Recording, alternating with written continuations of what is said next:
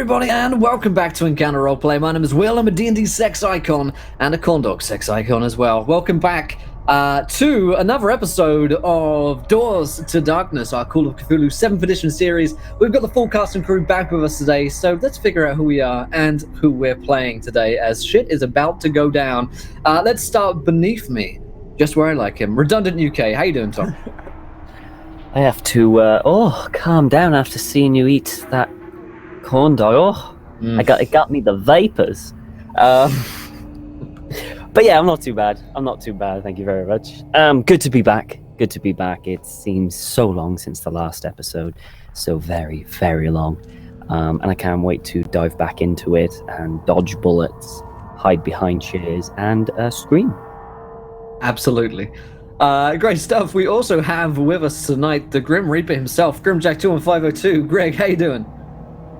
I'm doing well, buddy. I can't wait to get back in this. I've really been looking forward to some Call of Cthulhu because it's fun, it makes you feel good in the soul, and I get to play with my bestest of friends as we travel through hell and back. And it is Wednesday afternoon. It's where it's at, and I'm so fucking pumped. Let's do this. Let's do it. Great stuff. We also have with us Lindy tonight. Lindy, how you doing? Oh, I'm doing super spiffy. I am ready to get back into the wrinkly old skin of Mildred Crabapple and just, hopefully make it out of this building whose windows just exploded because, I'm really old and it takes a while to get places sometimes. But if all these young people just calm down, this wouldn't be near as much of an issue. But let's find out what happens. I'm super excited. Can't wait. Absolutely. And we also have with us tonight Donovan Fry. Don, how you doing tonight, my man? Oh, I'm great. It feels like forever since we played, and I am really ready to play Luis Delgado, the rich sugar man, Coca-Cola baron, who is having like the worst site visit of his life right now. Really long, really scary, did not want, but here he is. Great stuff. And last but not least, we have Jonathan Pruitt on his first leg of the 9-hour adventure today. Pruitt, how you doing? Yes, Will, the marathon begins. I have limbered up. I have had a banana this morning, so I got my potassium up. I should not cramp up. We're going to be okay. I can't wait to get to it. I thought that Lindy did a spectacular job filling in with a little one-shot last week, a little travel through the dreamlands.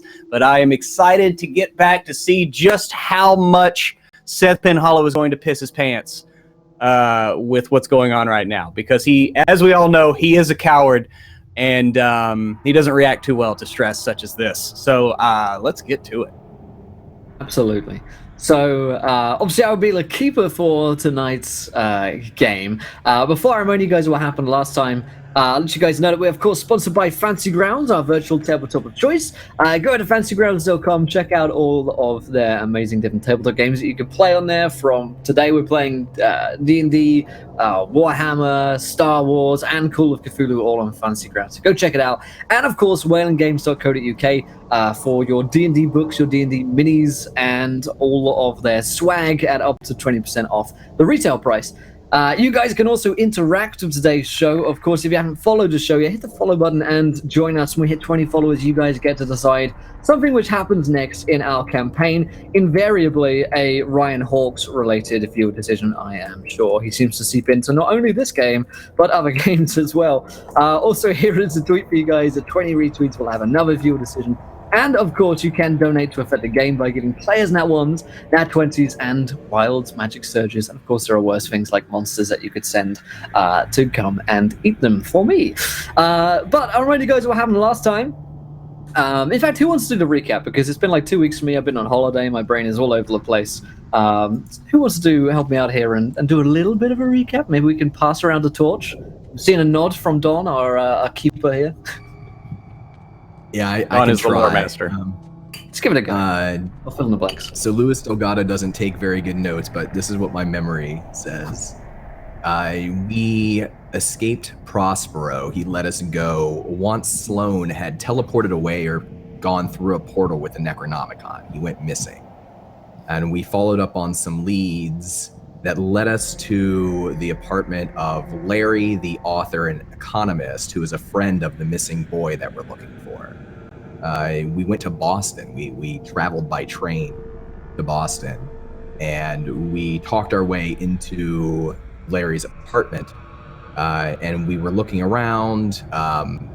I'm not sure what folks found, but I think somebody found something interesting there. Not me, not Louis Delgado. And then there was a phone call where Mildred spoke briefly to a certain member of the symphony, the cult that has sort of beleaguered us, and then all of the windows exploded inward at the very last moment of the episode, sort of like SWAT team style. And that's what I remember. Absolutely. So, yes, Mildred was having a conversation. She tried to call up the her friends at the Believers, this organization of seemingly exclusively old ladies who knit and believe, damn it. However, when she picked up the phone, it was none other than one Lieutenant Martin Poole. We suspect, although I suppose at this point it's pretty much canon, who said that he was standing over the dead bodies of the leaders of the Believers. And at that same moment, as Mildred said, "Oh shit," she slammed down the phone, the windows exploded. And that's where we're going to kick things off today. Because what better way than with some terrible explosions for the party to deal with. So, let's do this. I'd like everybody to roll me dexterity, as this can only go well. Crash open in this small apartment that you guys are in. Oh good, I have 30 dex. 51, 26. Will. Nice. 89. I failed with a Alrighty. 54. So happy. Yeah, let me I know failed. successes and fails, basically. So, I failed. okay, so I the ones who fumbled. failed were Seth and I've forgotten your new name, Tom. Travis. Travis. Okay, everyone else succeeded. Miraculously. Yeah, good job. So the three of you who succeeded managed to get out of the way as this glass shatters, and you begin to hear this strange sort of keening sound. This and it's only Travis and Seth who are not quick enough on their feet as Mildred slams down the phone as the glass shatters around you. The glass itself is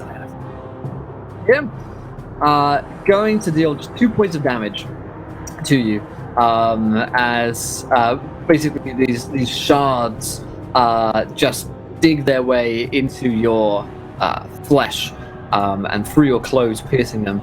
At the same time, this unearthly noise is coming through the windows, and you begin to see fish-like appendages coming through the windows. They are humanoid in shape, but clearly not in essence, as these long, elongated bodies pull their way through the windows. They would look to be adolescent in size, so maybe the size of a small adult or a teenager, perhaps.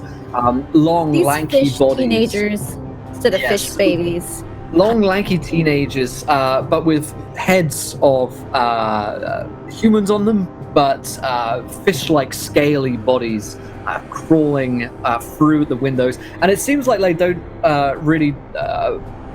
they seem to defy gravity in the sense that they're very dexterous. They crawl up through the top of the windows and are bringing themselves onto the ceilings with what look to be like sucker pads. So there's this horrible kind of... every time that they move, and their mouths, well, human like in nature, but also strange mix of fish-like heads as well, seem to open far wider than any mouth should be able to. You're all going to roll me sanity checks as you witness this. Oh, those fish babies grow up so fast. You sure do. If I get any deal for 23 months. Success. I succeed. Barely succeed. Father Carmine fails. Lewis fails. If you failed, you will lose 3 points of sanity. If you succeeded, you lose 1 point of sanity. As you see these creatures, you may have heard through the Caligula grapevine what these creatures may well be, that they are essentially scouts of the symphony. That was the word I was looking for. Jesus, it's been a while. Scouts for the symphony that they send in. These aren't their like heavy shock troops, but these things have like huge eyes. You know where normally human eyes are on the front of their forehead. These things have eyes on either side of their heads, large and bulbous. They're kind of squinting at you. You would guess there are at least 6 of them pulling through the windows, and they are quickly surrounding the small apartment that you're in. What would you guys like to do? How many windows are there? You've got 2 windows to your north and then 2 windows to your east. Behind you is the door, and you guys are just like in front of the bed at this point, looking at the desk with all of the notes and stuff on.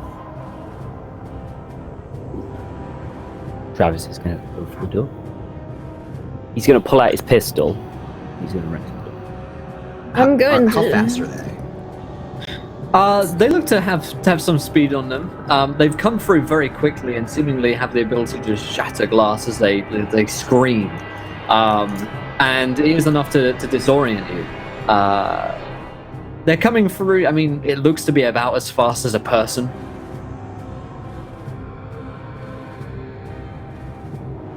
Okay. Mildred wants to hold up her ball of yarn for the what's the spell called? Is it protect self? No, deflect harm. Deflect harm.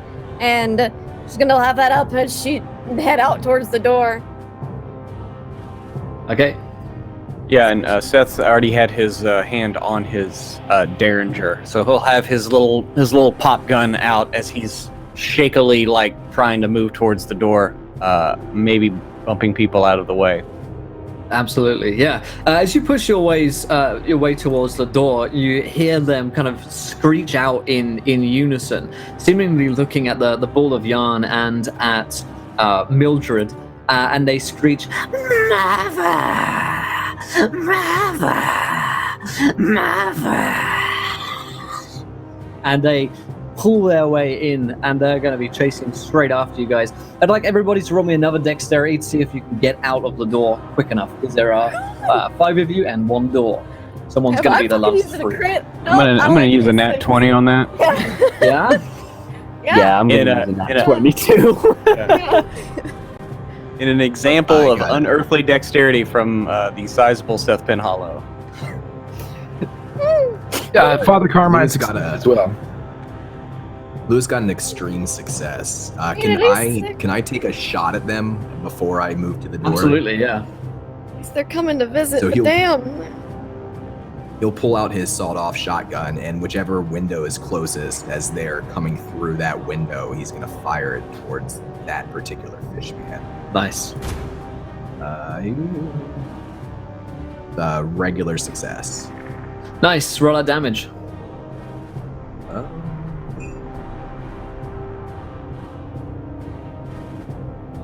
14. Nice. You blast this thing back with the force of the shotgun, and it goes through the window. You're not sure if the blast alone would have killed something like that, but the drop down most likely will do it in. You hear it's kind of as it's blasted back through the window by the rest of his companions, and they continue to pull their ways through. Did everybody succeed on their dexterities? Yeah, because I used a crit. Are you Good.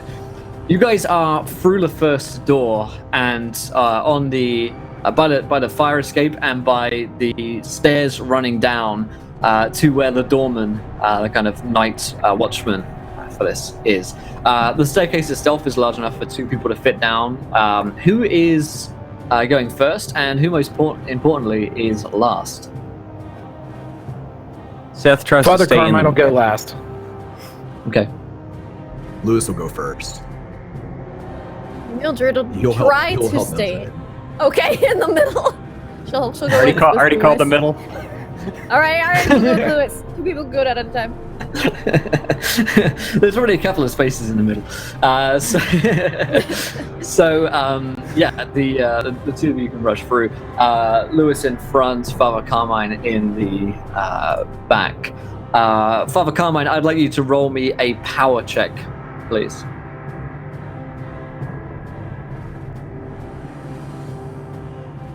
That is a success. Nice. You hear one of the fish creatures screeches of Mother, and there is a almost enchanting quality to it, something which almost makes you stop and turn around. For a moment, you think you can hear song and music and the beating of drums. Which, while unfamiliar to you, would certainly be a familiar sound to those who had been down the Squatter's Lake. These things seem to move to the same music, almost as if they move to a beat, shambling their way forwards towards you guys. They're keeping up the pace, so Father Carmine, they're hot on your heels, maybe 10 feet behind you at this point, as they pull their wet bodies before you with of the sucker pads. Drawing you closer. Lewis, as you reach the door, you see the guard look back at you in surprise as you're kind of like running. Oh, what's going on here? Oh, I think, sir, that you should leave now. There are people here who you do not want to Nonsense. If there's anyone here that shouldn't be there, and he's like pushing past Lewis as you do so, and you can see him going to get like a pistol in his belt, to arm himself for any intruders that might have broken in. As you guys rush past him, the fish creatures are like 10 feet behind Father Carmine, so they're only a moment, seconds behind, and you watch in horror as the doorman just stares in abject fear at them, and then his eyes sort of watch. You know better well, than you'll to look. see as you go by. The camera certainly sees this. Father Carmine most likely will, as he's the last one to exit. This guy looks terrified for a moment, and then his eyes glaze over, and he starts walking towards them the same way that one of you, I think Lewis maybe, was enchanted by them for a while before in a Squatter's Lake motel. And as he gets close to them, they put their sucker pads onto his face and just kind of like suck out his eyeballs and his tongue, and most of his face is ripped away, leaving mostly skull and sinew behind as he falls dead to the floor with a scream. Those who witness this, which is to say the party, you'll certainly at least hear his screams, will be losing, let's see, ooh, that's not 4 points of sanity for watching this man die to these fish abominations. However, you guys are through the door, and they are distracted for at least a moment. Where do you guys go? You're out on the street right now, and it's late, so there's no one really about. There are a few, people just coming out of movies or restaurants at this time. But Didn't we come in a car? We took I a believe you train. did. Oh yeah, then we took a car. Yeah. Yes. Yeah, we should get back in that car and leave. Hey, let's get the hell out of here. So Lewis is in the lead at the moment. Yeah, Lewis will move towards the car, and he's holding onto his hat, and he's like almost dragging Mildred if he has to Yeah. try to help her along. And he'll say, "Mildred, would you like to drive again? You seemed so good at it earlier." I think That's that the was most all experience. Well, then Will, I'll Will, how far away are they from behind us? Like, are they going to catch us? Can I make an idea roll here to see if they're going to get us before we get in the car? Sure, yeah, make me an idea roll.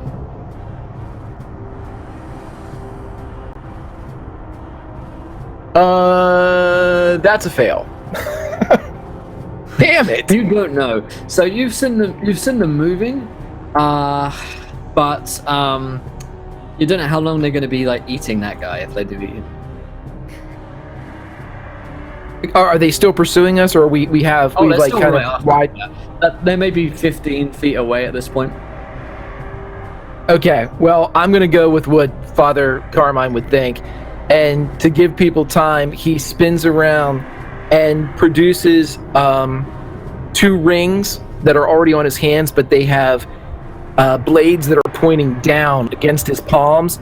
And as he squeezes, blood begins to trickle from wounds in the palm of his hands as he begins to spin his arms. And I am going to cast Mind Blast on the front one. Nice. It is an opposed power check. Okay, I will let them know what they get. I rolled a 19 on the dice, which is a success. And I rolled a 44, which I'm assuming you beat on that one. Yeah. What it'll cause them is a temporary insanity and not madness. So it should hit them and at least cause them to have some type of temp insanity, but not the madness effect. Okay. These things have a sanity of 0, luckily for them. But this one, at the very least, will be distracted by the assault upon its mind. But you've got that going for you.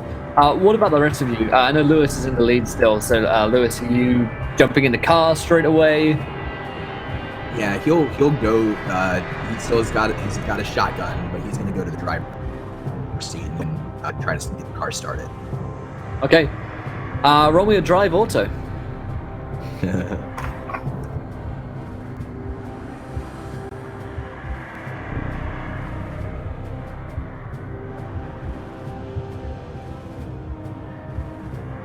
That is a fail.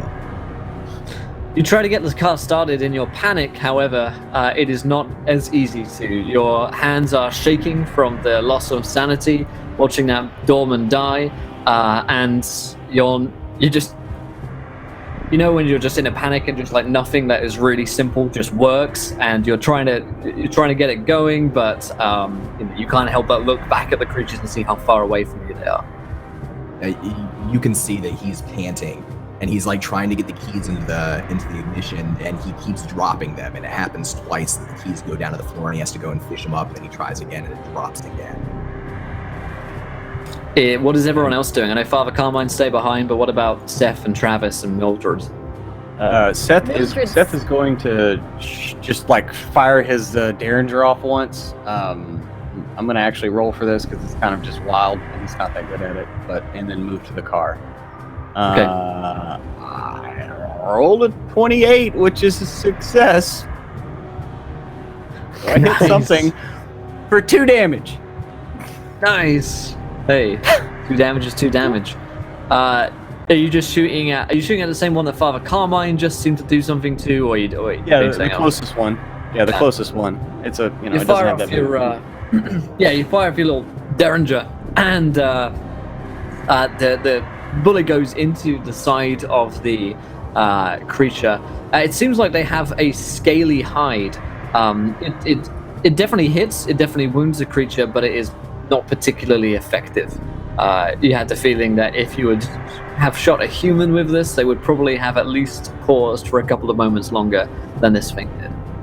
Okay, move to the car then. Yeah, jump in the car. Mildred, what are you doing? I'm really slow, so I'm getting in that car. So I get in the car. And Travis, what are you doing? Travis is going to get in the car also. Whether he has to slide across the hood in an awesomely cool action sequence, all the better. And he's going to get in and he's going to notice Delgato fumbling with the thing, and he's going to come across and goes, "Listen, lad, you better hurry this up or I'll shoot you myself." All right, so as Lewis is fumbling with the keys, Father Carmine stays behind. One of them is going to reach him and reach out the sucker pads onto Father Carmine's face. However, rolls a 94, which is not enough to hit Father Carmine. You see this sucker pad coming close towards your face. It's wet and it's long, and it does not look friendly at all. Inside the pads, you can see that there are sharp rows of teeth in there. as if their hands were mouths as well. However, it does not manage to find your face. His companions are close behind him, having finished up, essentially tearing away all of the skin and absorbing the skin through those sucker pads of that guard from the door. He is now a skeleton on the floor. If you've seen the original Mummy, he looks a little bit like what happens to the guys in there.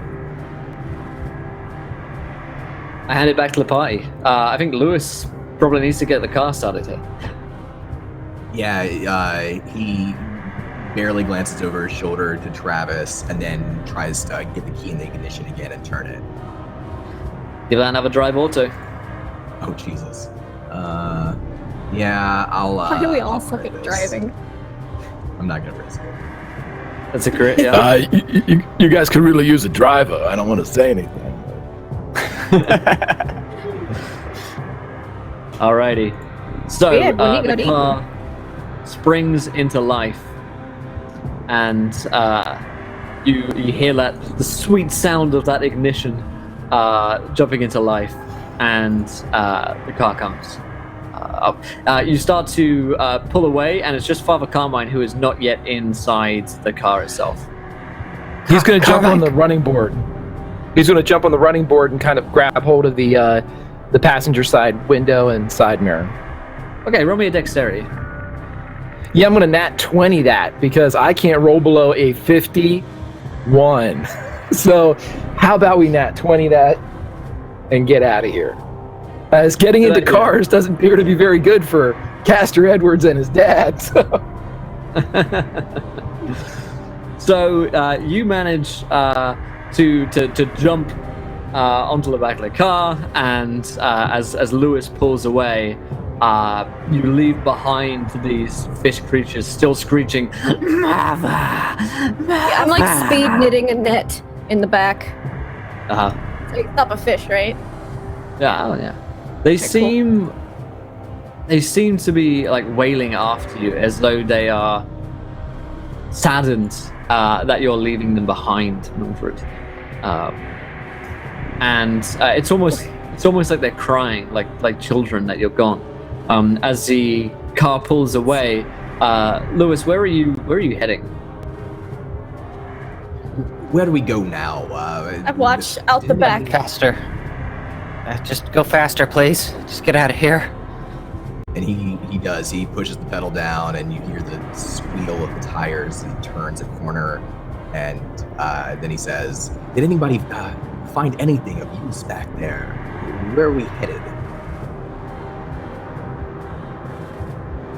Well, I don't think we found anything really helpful. You've got I think the things that you did manage to get are last known contacts. Yeah, who he last that's called. right. Who Yeah, does? he It called the was- asylum, James Asylum, Fraser, and James Gerald Fraser. Gerald Fraser. Well, we should get to a phone then. Perhaps reach out to the Fraser boy's father. Yes, Gerald. called Gerald. Someone else make a call. Are they still following us? They follow for a time, but the car is fast enough to speed away and down the street within a few minutes. You're not sure if they're still following. Okay. Once they're out of view, he'll slow down the car to try to avoid getting pulled over by the police. And this is it's late at night now, right? It's in the middle of the night. Right. He'll be on the lookout for an open diner somewhere with lights on that might have a public phone. Absolutely. It won't take you too long. You're in the the heart of Boston, so it maybe takes you 10 minutes of driving around until you can find a stay open late public library or a late night bar that has a telephone box. He'll pick the bar, especially if it looks like there might be food there. Definitely. He'll say, "Well, I'm starving. I don't know about you, but I think we should eat and make our phone call and perhaps stay in public eye for the rest of the night. Yes. This is that sounds as good as plan as any. Lay low.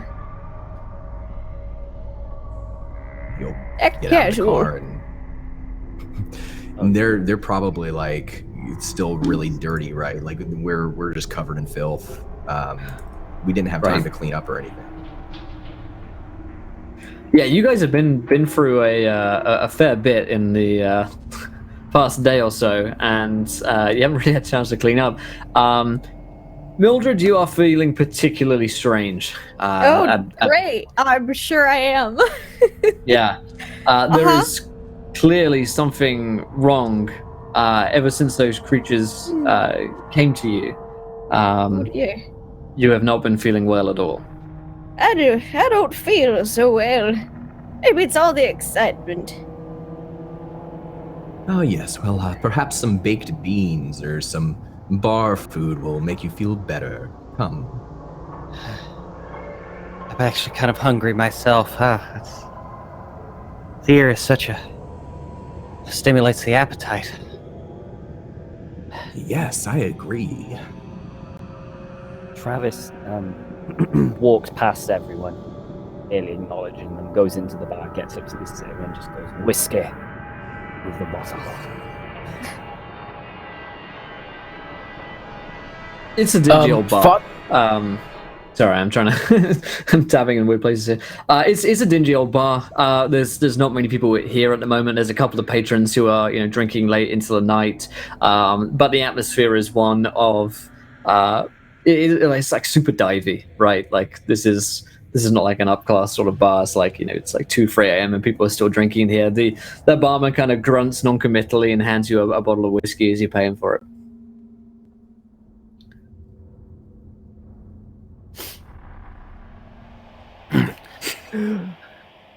Barkeep, do you have any... Sorry. Go ahead, Greg. No, go right. Yeah, go right. Barkeep, do you have any cheese dishes? Sure. I mean, I got cheese. That'll do. And any baked beans or potatoes or anything like that. Sure, I can find something. All right, I will pay you well for your service, thank you. And he'll sit down. He again grunts non-committally and will go into the back to fetch some food. A few minutes later, he'll bring over like a platter of some like basic cheeses and some like beans and stuff like that. Greg, what was your question? Father Carmine was going to use his ability and make the sign of the cross to see if anything on them popped as eldritch, particularly Mildred. Oh, on the party? Yeah, you'll get pings off of Seth and Mildred. Actually, Okay. What's the specifics of the spells? Does it just tell you if someone has been touched by some kind of eldritch magic? Yeah, anything that's considered to be an artifact is currently using eldritch magic or is a being outside of our own realm, and it's located to 50 feet. Yeah, seeing as it's not quite a detect magic sort of thing, you'll get Seth and you'll get Mildred, but you don't know exactly the nature of from that. Mildred? Please tell me you don't get 2 pings from Mildred. All right, yeah, totally 2 pings. There's something other going on there as well, which is unusual. He sits down beside Mildred. Trying to eat some beans. Seth will Maybe be it's a eating lack beans of as well. protein. That's not going to help. Ooh. Well, they don't have soup here, I don't think. This is quite a pickle we've gotten ourselves into. It's a pickle when you started. True. You were all sent out here to die. That seems more and more likely every day. Every hour, even. Good heavens. Whew. The question is why Caligula would send you all here, especially Mr. Delgado. His usefulness as a benefactor, though it continues in his death, is not something to interrupt in his life. Unless, of course, Mr. Delgado, you were thinking about pooling your funding. And at this point, you'll notice that his eyes have kind of glazed over. It's almost as if something about the cheese has like intoxicated him. And he seems very relaxed. And he'll say, well, you know, there are factions within Caligula and all of these groups, and some people are part of one faction or part of another. Maybe the problem isn't all of Caligula, but a small subsection of it. And you are a part of a subsection, and the other part sent you out here. Whose idea was it, Mr. Delgado, yours or someone else's? It was my idea, sir. I have a certain interest in the Fraser boy. You see, I know his father, and I thought that, well, I might be on the front line of whatever news might come of the investigation. Beyond that, I wanted to see what my money does, and so far, while I like each and every one of you very much, I am not impressed with how I have been spending my money. So We haven't gotten funded for pennies thus far. Except the plane. that does beg the question, what are they doing with my money? They are not outfitting you. I did call Eric, and it seems as though after I called Eric and let him know that we were going to Boston, that is when we were attacked. Coincidence. One note is that you wouldn't get paid in cash. You could check your bank accounts. Caligula like to do sort of like, like wire transactions, basically. So you can always check your bank accounts to see if you have been compensated any. But the Ooh, banks wouldn't be that- open at this time. Yeah, but maybe tomorrow we could check, and if they didn't pay us, well, then we know it was a death mission. You don't pay dead people. I am beginning to suspect that at least Eric might be working against us. He seemed very nervous and very interested in where we were the last time I spoke to him.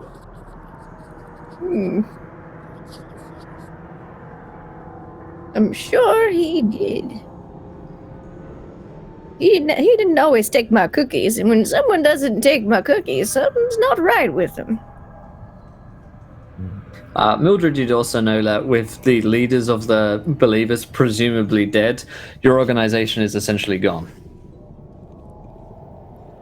The last believer. As long as you not so continue much to as- believe, then it can still continue. Yeah, I guess with the organization's gone, Mildred would be like, well, I suppose since we're all technically wanted dead right now, I can let you all know a little secret. Well, I was, not only was I a member of Caligula, I was also a member of this very small organization called the Believers. Oh, what, Barton Poole kind of killed all the leaders, so the organization's pretty much dead now. Anyone that And makes we weren't wants to getting make a lot a of- cult roll on the Believers can do. Not Mildred. I mean, Mildred, you know everything Yeah. about them, basically. But yeah, I do. I'm one of them. I've been one for a long time. it's kind of a big deal. We weren't getting a lot of new recruits, so we're, all the older generation. Extreme. I've read a lot, and There I've never anyone- heard of your organization. As I said, we were small. Anyone that succeeded would know that Believers are like a really old organization who trace their roots back to paganism and Romans who came over, Druids who came over from like ancient Rome and settled in England and sort of took to the paganistic ways that the people who lived in England at the time had. They particularly protect the Miskatonic Valley, although they have agents elsewhere, but they're nowhere near as widespread as Caligula or the Symphony. They're sort of maybe they used to be a big player in this sort of game, but no longer anymore. They stick to protecting their woods, protecting their hills and ancient sites, and they would not be considered to be a dangerous organization in the least. They are the kind of the hippie Christians of the Lovecraftian mythos. They're hanging out with their trees, looking after people. A little bit of voodoo, Father Carmine will probably know from his extreme success, but essentially harmless. You're surprised to have met one because they are a dying breed. People either join Caligula's Symphony or just work on their own these days. And now very much a dead breed. It would, for Father Carmine's extreme success, it would indicate that the Symphony is growing very strong to be able to eliminate entire organizations of, well-practiced, not mages, I guess, but, witches and hedge wizards and the like. The one thing about the Believers is that they could never really be tracked down, so clearly they found the ability to track them down and kill them.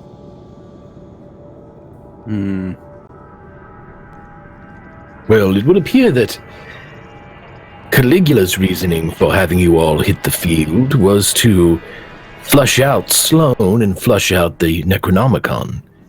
He was a guest of theirs for some time, and he would not reveal the location, but as soon as he was put in harm's way with no other choice, he led them to it. The rest of you may have your own ideas and own directions, but Caligula will want nothing of you now, other than to provide a distraction for the Symphony, perhaps. So... I don't see why the Symphony is still after us. Well, maybe me, but us in general, seeing as how we don't have anything to do with the Necronomicon currently. But the guy that had it. Exactly. They might be Caligula could easily be feeding them information that you know the whereabouts of Sloane, that you've hidden him. Damn it, Eric. You are nothing but a distraction. Except for Mr. Delgado. Well, out with it. What are you asking me? You're an anomaly, Mr. Delgado. Mr. Travis over here is being pulled into this from an outside force, or so I can see. Mr. Penhollow is here for his own reasons. Miss Crabapple, well, she's here to add validity to the mystical. But you, Mr. Delgado, something about you doesn't fit. Well, since we have been harassed and shot at and chased by monsters, I feel perhaps I will just come entirely clean with you. The Fraser boy, whatever is going on with him, I want to know. I want his father's shares in Coca-Cola. It's just money to me. Now, I didn't expect it to go this way, but here we are. And I do feel responsible for what happened to that Castor boy. I do feel responsible for Sloane, that book. If it falls into the wrong hands, well, I know what that means too. And so I am with you. Who else knew of this boy and his father and your relationship as shareholders? Well, it's not a secret who knows of the Frasers. In my circles, they're very wealthy investors, rivals to me even. Almost. Not quite. And soon, they will be far less powerful.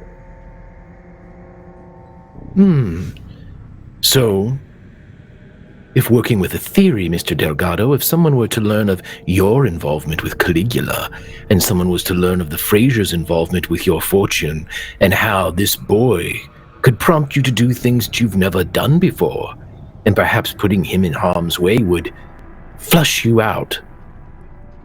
Is that something that could be backed by logic? Or is it simply the ravings of an old priest? Well, I think it sounds as plausible as anything else. I certainly do not trust Caligula and do plan on cutting my funding as soon as this terrible venture is over. I don't think. And why don't you leave, Mr. Delgado? You have the money to walk away. We are in Boston. Well, like I said, something about what happened to that Castor boy and not yet having a resolution on the whereabouts of Mr. Sloan. I'm here to lend what little help I can, and I hope, in turn, you will protect me. And like I said, Mr. Delgado, something about you isn't right. There's also the asylum with the boy in question. James Fraser was friends with Mr. Croswell, apparently, in the asylum. And something's cooking over in that asylum. I can tell. And the full moon is in 2 days, I believe. They were asking him a whole lot of questions about the economy and money. Maybe Mr. Lewis here, his involvement isn't as... Maybe he was I'd let you guys roll me an idea roll here. And I'll give you each some things that you might be connecting. An extreme success. Mildred's smart. Okay. A hard success. Fail. Nice. So, Mildred, here's something that you do know about the believers, which, if you're running with this idea that this is something to do with money and the economy, is there are more and more clues suggesting prominent economists captured questions about it. Yeah, money, economy, full moon. It's all too much. Sure. The believers, while not particularly powerful, certainly are similar to a Masonic order in that they have trades with connections in business. So prominent leaders in the believers are trade leaders and business leaders as well. Their deaths mean that potentially there's a whole lot of stocks which have been freed up, sold, who knows. But there's certainly some big market shifts that would occur after their deaths, and that would most likely precipitate some kind of change, which is possibly a reason why they might have been murdered. The Symphony don't kill anyone just for no reason. They usually have some kind of plan going on. So that's something that you get. Who else made a success here? Father Carmine. Father Carmine. You're connecting the Croswell story to the asylum because you had that strange ping from the doctor there. You're close to being convinced that this is something to do with money at this point, as Mildred is giving her side of the story. The Symphony, as well, as are Caligula, with the amount of big business that is involved in backing these companies, such as the Delgado family, such as the Fraser family, that the two organizations have strong ties to, again, the stock market, the economy of America. With the fact that you don't trust Caligula whatsoever, and you certainly can't trust the Symphony, you do suspect that there is a mole. Of course, Lewis has suggested that Eric can't be trusted, which makes a lot of sense. But some kind of plot between the two of them, perhaps to do something in the market, maybe to raise a lot of money for the Symphony to give them more backing. And we're talking on like a monumental scale here. We're talking, this isn't like, we're going to make a quick few millions. This is we could probably make billions upon billions of dollars if they leverage this correctly. Which may be the reason why someone in Caligula would do something like this if they're interested in money. And you know the symphony to be. Your research on the symphony would lead you to believe that they have made great investments in European markets, particularly in arms and weaponry. So there's something going on for sure. This much you're convinced of. It's almost as if they are going to short certain stocks against an economic disaster and then prepare for the inevitable war that will follow. But that's just a theory. That seems like wild speculation. I mean, how could something like this come to pass? Are they that powerful? A symphony? Oh yeah. Ask Mr. Delgado. Yes, they are capable of doing very, very much in terms of resource reallocation. I have this suggestion for you, should we survive our current predicament. Buy Coca-Cola. Whatever money you leave here with, buy Coca-Cola. It will pay off.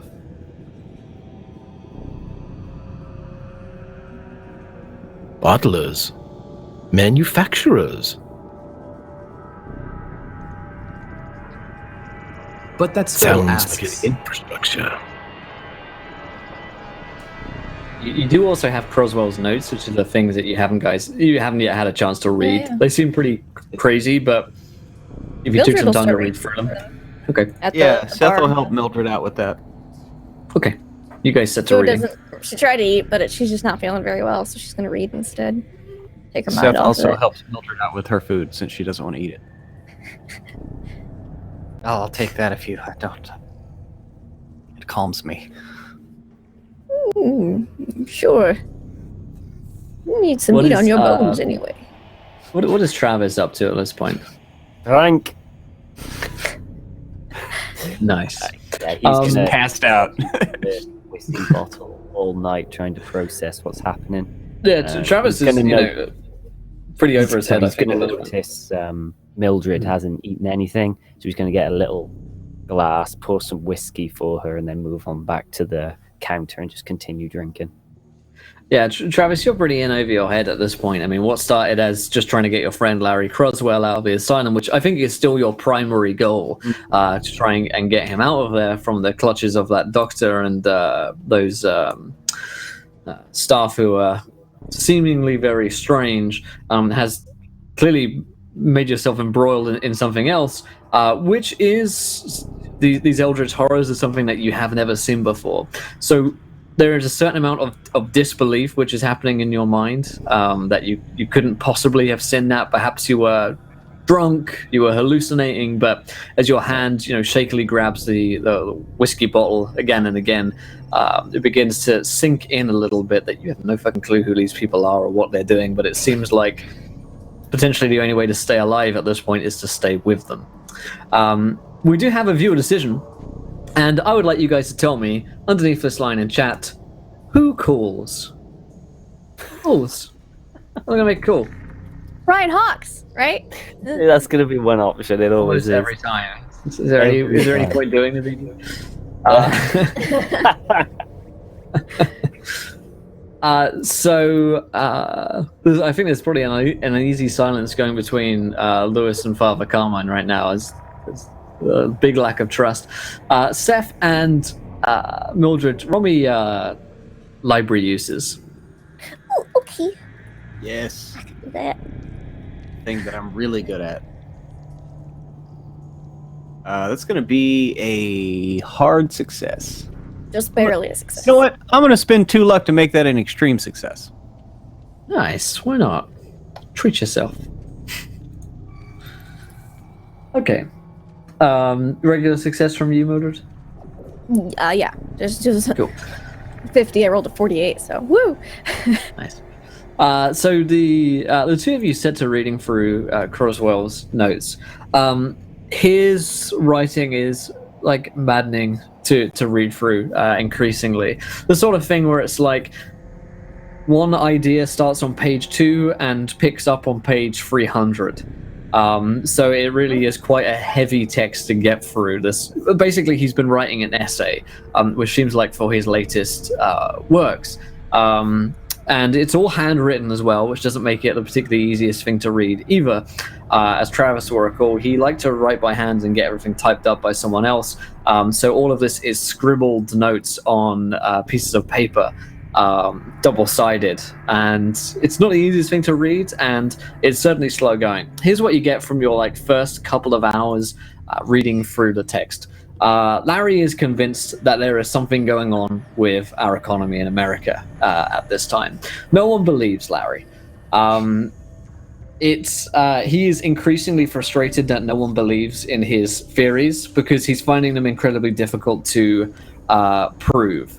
He believes that essentially what Father Carmine suggested is that someone is readying the stock market for a huge crash by investing massively into stocks which are going to go.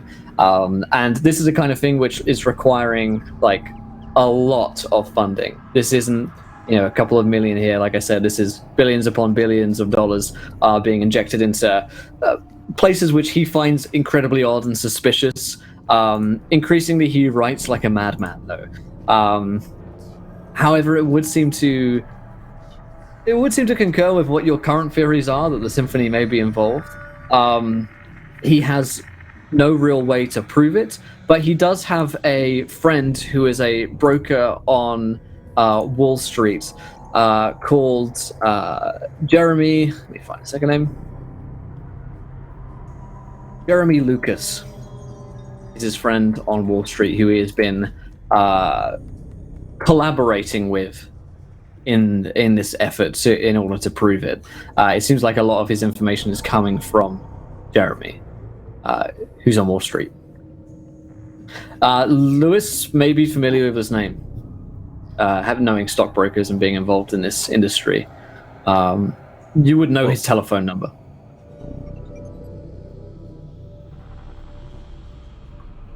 Well, Seth will point that out to Lewis, just asking. Have you heard of this person? He comes up often as a source. Jeremy, what's his name? Yes. What's his reputation? Would I know his anything about reputation? Oh, this guy is small fry, right? There are a million brokers. You wouldn't work with someone like him. Working with someone like Larry Croswell would confirm to you that this guy's a madman. Or also just so pathetic to be considering that the stock market could possibly do anything but boom. He's one of those pessimists that say the good times won't always roll, which someone like Lewis would believe to just be abjectly false. So his reputation would be, he invests a little bit here, he invests a little bit there, he hedges all of his investments for his clients, and the people that he works for, they're basically small time, and they don't take big gambles, which is something that Lewis and other brokers at the time probably considered to be a sign of masculinity and a sign of wealth, that you can just invest millions into Coca-Cola. Yes, I know Jeremy. He's a laughing stock in my circles, a complete joke. No good man would be working with him. But perhaps this fellow who wrote this thing doesn't have the resources for anyone better.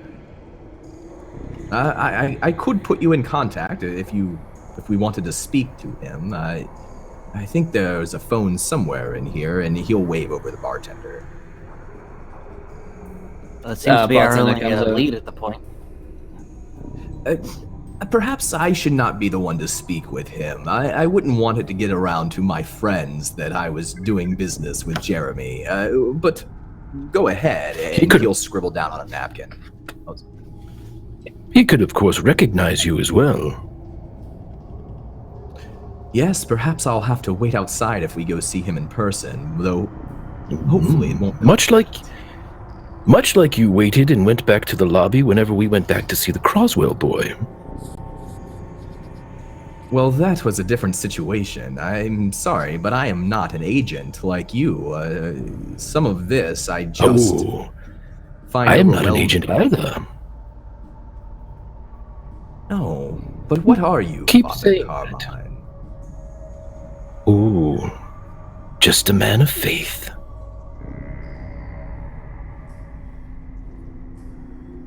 Yes, well, you give me the shivers. Please, if you wish, here is the number. Give Jeremy a call, see what he knows. But my involvement with him will be out of the eye of others. Of course. Mr. Delgado. Who wants to call up Jeremy? Every time I answer the phone, things go bad. It's not good. Stop letting me make phone calls. Although I am very persuasive, so damn it, I'll call him. I'm just really good at talking to people. All right. So Like talking to your grandma. So we're tied in a view decision. I'm just going to pick one here, and I'll bring in the second idea at a later point. Don't worry. I have made a note of the gumble. So, you go to pick up the phone for a call, and the phone rings. Mildred.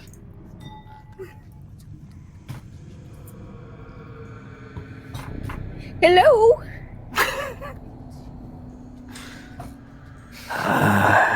Hello? Mildred. Yes, Is that you? yeah, who is this before I confirm or deny this? My identity. It's Sloane.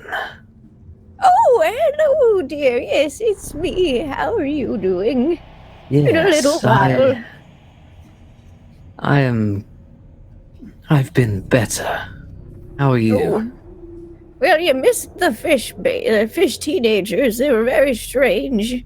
Had to run out of a building. Things at the hospital exploded. It's been very exciting. I don't know how much more my heart is going to be able to handle, but I'm dealing all right. Well, make sure you look after yourself, Mildred. Oh, I have always. found myself in a safe spot here. Oh, that's good.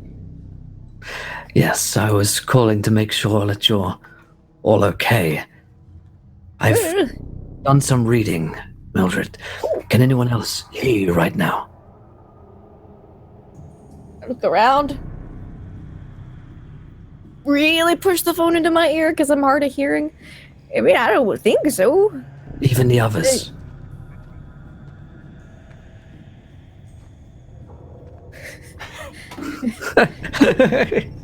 Everyone just backs up. Seth backs Yeah, away. no, we're good.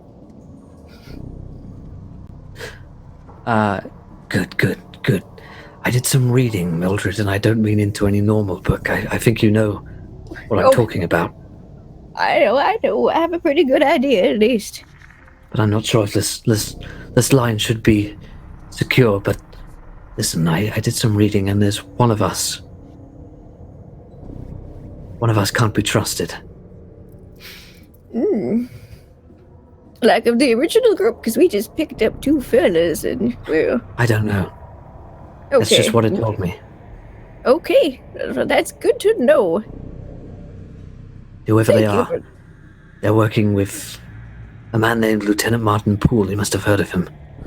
Oh, he just murdered some of my best friends. Oh, goodness, yes. No, definitely have heard of him. Yes. From what I'm hearing, there are lots of people from occult bookstores and occult meeting places, woods, hills, and the like that keep going missing in the past few days. Not I'm losing good. contact with almost everyone that I know. That is definitely not good. Well, I'm glad you got a hold of me. Yes. Mildred, Yes. don't say this to anyone. except from anyone else that you can really trust. Okay? Okay. Look after yourself. Well, I'll try, dearie. You too. Be safe out there. Make sure you dress warmly. It's cold here. I will. I knit you a sweater, so, make sure you put that on. Yes. Of course. Okay. And one last thing, Mildred. Yes. The thing inside you. Oh, yes. I would love information about that. I don't know much. I'll have to do some more reading. I know it's not good, and I don't think you have long. A few days at most. Yeah, probably sometime around the full moon if I had to guesstimate, yeah, based on how these things typically go. There's a 2 days. Usually goes that way. All right. I need to go. All right. Well, have a good day, dearie. Phone goes down. All right. I'll look over at everybody. Oh, what was his name again? Jeremy Lucas? I had another call on the line. I had to answer it first. You want to ring up Jeremy you did Lucas? not speak. Sorry, go. Yeah. You did not speak to Jeremy Lucas? Oh, that was the wrong number. That was quite a But he conversation was a for very a wrong charming number. gentleman. Oh. I mean, I know you just lost all your friends, but we're here for you if you need to talk, Mildred. Oh, it's all right. I mean, we're all really old. It happens. It's either old age or the symphony these days, At least most of us have had a good 85 or so years. But I'm going to call up Mr. Jeremy. Do we have any specific questions we wanted to ask him? My memory is not the greatest. Just what maybe he has a little more coherent notes on what he and Travis's friend were discussing.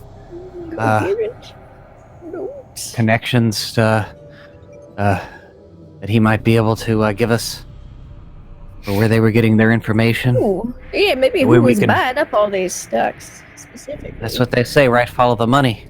So we could find out who was making these investments or shorting them, or just know where to go to. Oh, goodness. I hope it's not too late in the night to call him. Oh, I'm sure it'll be fine. And Bartender, can I get excuse more me. beans, please? Yes, beans from Mr. Penhollow. And Mildred, if Yes. you would be a dear, and at the entire time he's staring at Lewis, please ask Mr. Lucas if you get him on the phone to describe Mr. Delgado. Oh, I'm sure. I'll ask him to describe Mr. Croswell as well. Just, act like we're looking for people. Sure. Actually, it's not a button phone. Call him up. Takes like 10 minutes. Yeah. Mm-hmm. Not very fast. I remember them shits. Yeah, my mum used to have one actually when I was a kid growing up, and it was fucking awful. Yeah. So, you a few moments later, there's a pickup on the other line, and what can only be described as a sweaty-sounding person answers. So he sounds like Seth. Sounds a bit like Seth, really, and kind of, yes. Who's calling? Who is this? Oh, hello This is there, Tim. dearie. Oh, Tim. A woman. Nice to meet you. Oh, yes. I am trying to get a Something hold of of Jeremy Lucas. Would you happen to... You found him. Oh, Looking to buy or sell, or yes, I had a good many of questions about the stock market, actually. I've been doing some investing lately, and friends of mine as well. I was actually just recently went and spoke with a Larry Croswell. Oh yes, That yes, name rang a bell. I know Mr. Croswell. Yes, Yes, I've he's never got some reached him interesting... recently. Have you heard from him?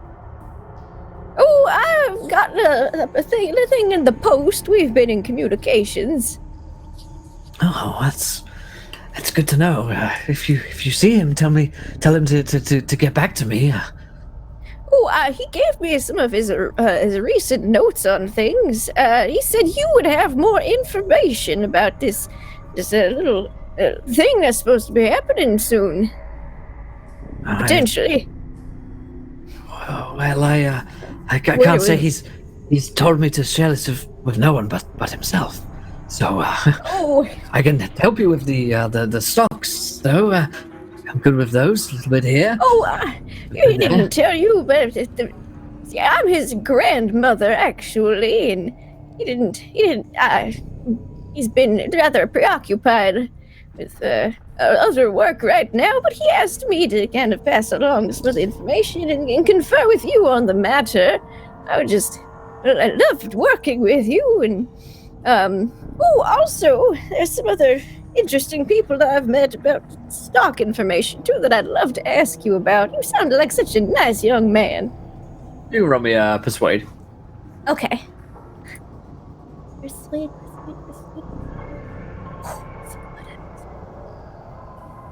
Ooh. Yeah, hard success. Nice. He seems to be fairly easy to convince about this. Well, I mean, I suppose if Larry hasn't gotten back in touch, I should speak to Liz about someone. It's only a few days away if our estimations are correct. Estimations are correct, yes. Yes, we've been doing a lot of research on how much have you been caught up on? Not as much as I would like. Perhaps you could refresh me on the matter a little bit to make sure all our information is good. Well, in a few days, it looks like a lot of stocks are about to lose a lot of value, and well, if by my projections, I think we might be looking at a very dark day indeed on Wall Street. A lot of selling off very quickly for not a lot at all, as the economy's probably going to collapse a little bit. Well, if I were you, if I have any stocks, I would sell them now. Sell them now. That's a good idea. Speaking of people with a lot of stocks, have you heard of a Mr. James or Gerald Frazier? How are their stocks doing lately? I've heard they've had a little bit of family trouble lately. My grandson mentioned them in his most recent letter to me. Yes, I know Mr. Gerald Frazier. I think I've met his son once or maybe twice. I haven't watched their investments so closely, but I could look into it, I suppose. That would be lovely. I think they've been buying a lot recently. Oh, buying a lot. That's very interesting. What about, have you ever met Mr. Luis Delgado? Well, yes, but we don't really work together. Oh, you don't really work together. Could you describe him for me? I believe I met him on the street the other day, and I couldn't bring myself to greet him. He's just so popular. I didn't want to get it wrong. His old eyes aren't what they used to be. Right. Well, he's tall fellow, often has a hat, nice suit. Mm-hmm. Oh, right. I mean, I've only met him once. Oh, the ones. Okay. Well, she's gonna give like a little thumbs up. I know of him by reputation. There's many people do.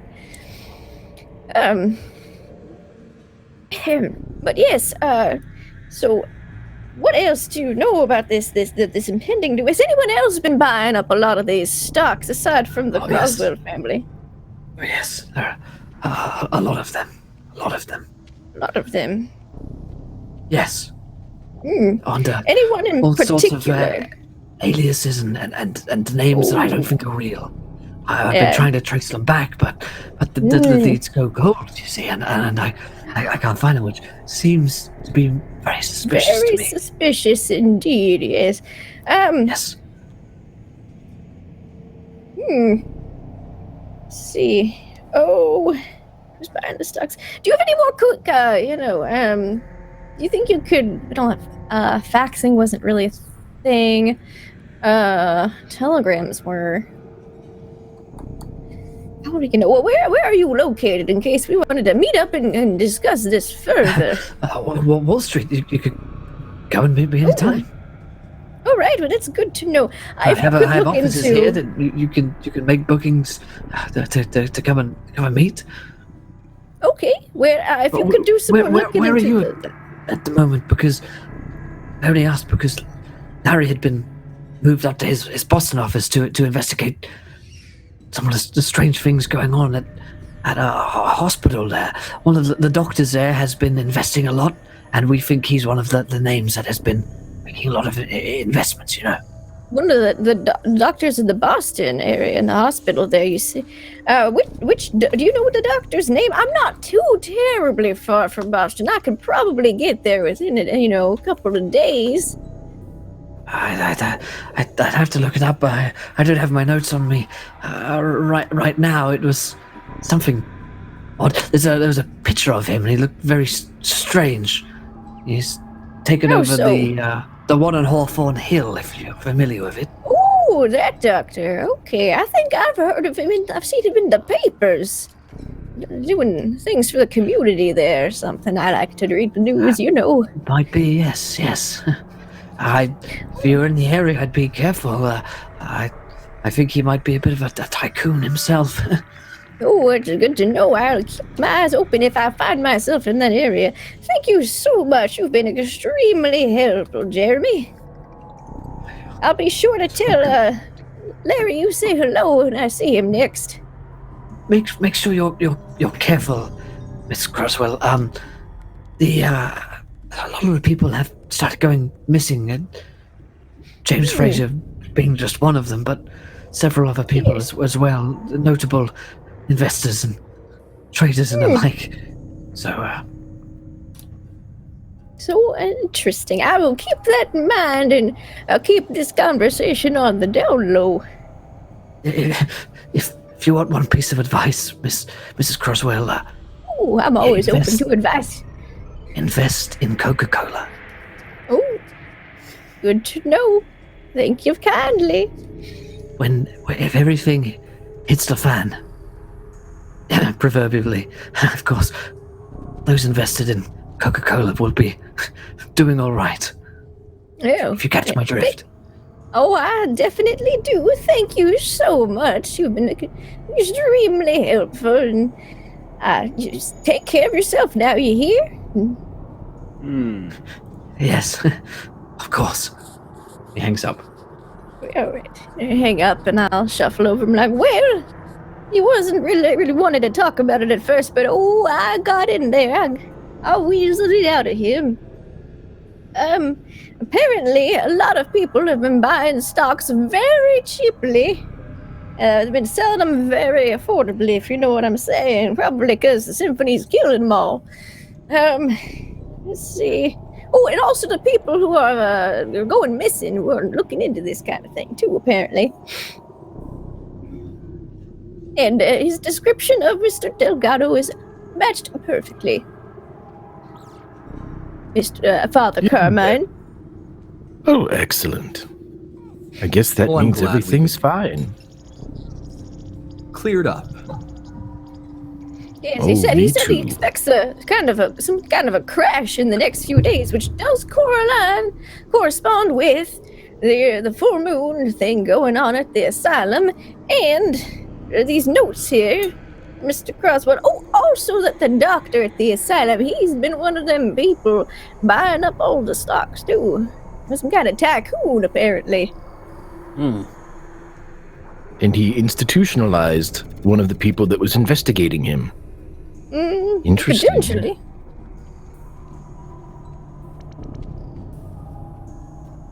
Very interesting indeed. Oh, my goodness, all tangled Guess up we in my figured head. out where all that money came from for the asylum, maybe. Yes, amphitheaters are not cheap. At this point, you can see Travis get up and he pulls out his gun. You see him just look at the chamber and lock it, then reload, pull, and put it away. Well, they don't know about you. But I'm getting Larry out of there. And I'll see you later. And he starts to walk to the entrance. Now, Travis, and he's probably not stopping, right? Nope. He's kind of half cut at the moment. He's learned from Nancy. He's not stopping. That's that. I suppose that's the last time we will see Travis. I believe Travis is at the right of it. I think we need to get Mr. Croswell out, because, I mean, in or out of the asylum, he's not doing very good, and, well, no one was believing his theories anyway, so it's not like it's really going to affect anything. But he does know what's going on. He discovered something, didn't he? Something that put him in there. Something that required electroshock.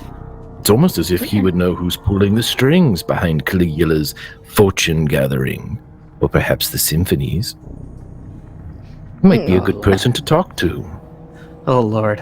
I just don't like to see the poor boy hurt like that. It's just not right. I don't like what they do in them asylums there.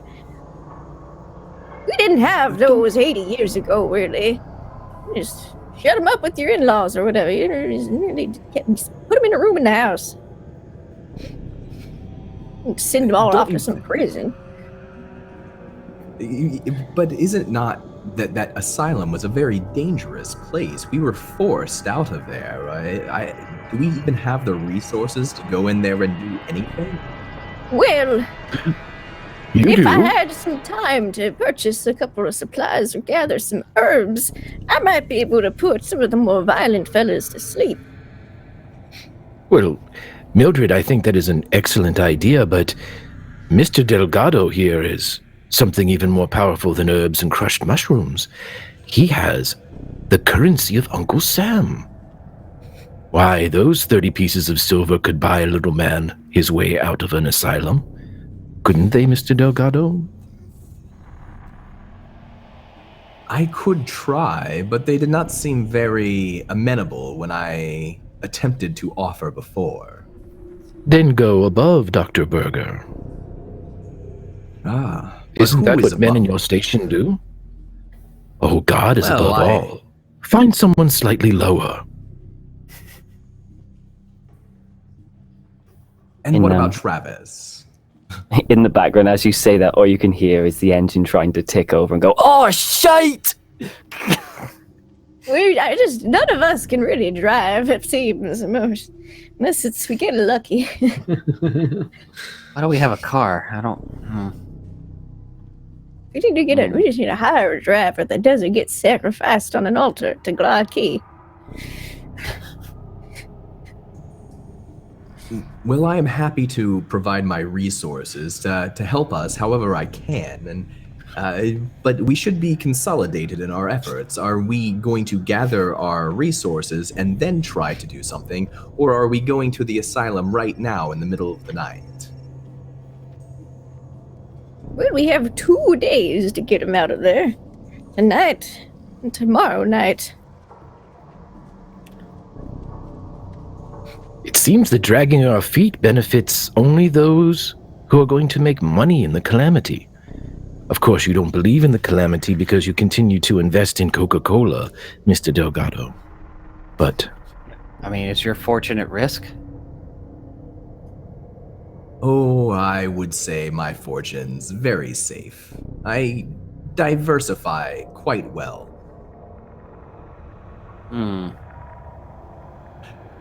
But regardless, Property if always we're holds going value. tonight, then perhaps we should go with Travis unless we want him to die. Yes. I mean, maybe they wouldn't, maybe they'd be a little cut off guard if we went at night. Might not be as many guards there. I don't know. Possible. At least wouldn't see us coming as well. It'd be dark. Father? I'm up for whatever. I would like to. Excuse me, Barman. Hello. Could I look in your spice cabinet, please? He goes and gets a couple of spices out. Yeah, like a spice rack. I'll be like, oh, I could use this fennel and ooh, I mean, I wouldn't thyme. say he had a Sound- spice rack. No. Yeah. He has a spice. He has a Yeah. spice. If it's salt. Salt and pepper, yeah. like salt, pepper, she'd be like, hey, Sugar pepper. I guess I'll be outside. Go pick some plants. Boston known for its lush Yeah, herb Boston. life. I know. It's like fucking I'm basically Skyrim. like looking at people's window boxes, like, oh, I can use this. You pick up some Nightshade. root on the way. Yeah. There are like Well, let's some go. plants around if you were to scrounge for an hour or Yeah. two. Mm-hmm. Well, they're disgusted. I'm gonna pick some. I'm gonna raid some flower boxes at 3 in the morning. Gonna get a rep. Rose will look up the tab Okay. and ask Um, for more cheese to go. Yeah.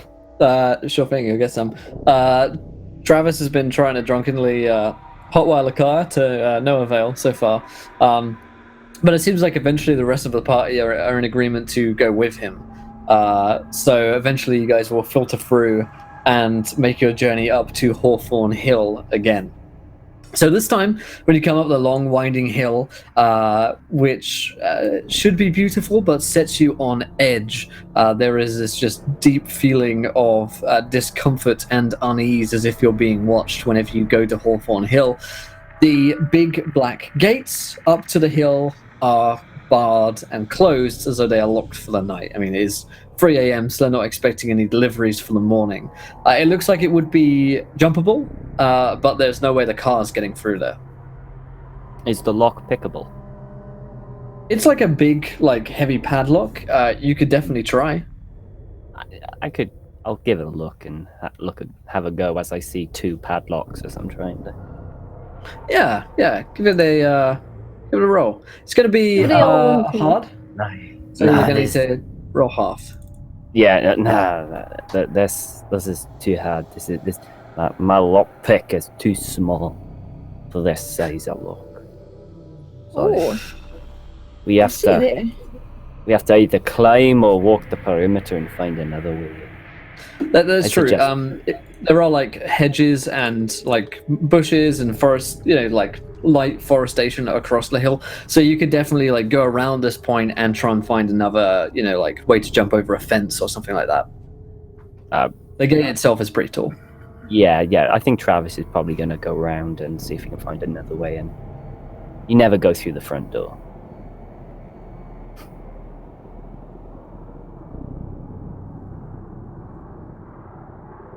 You guys following him? Yes, Seth will begin to follow him. I'll Because he's follow not climbing over a kind of fence. slowly behind, but I'm getting my herbs and my plants that I've scrounged and scavenged, along with some that should have on her, with some yarn, and I'm like winding the yarn around it in a very specific way. Okay. Like weaving. So you guys follow Travis. Roll me a spot hidden. Presumably you've got like torches, flashlights. Failed. Yeah, I know Travis does, and he has a regular success with 35. Okay.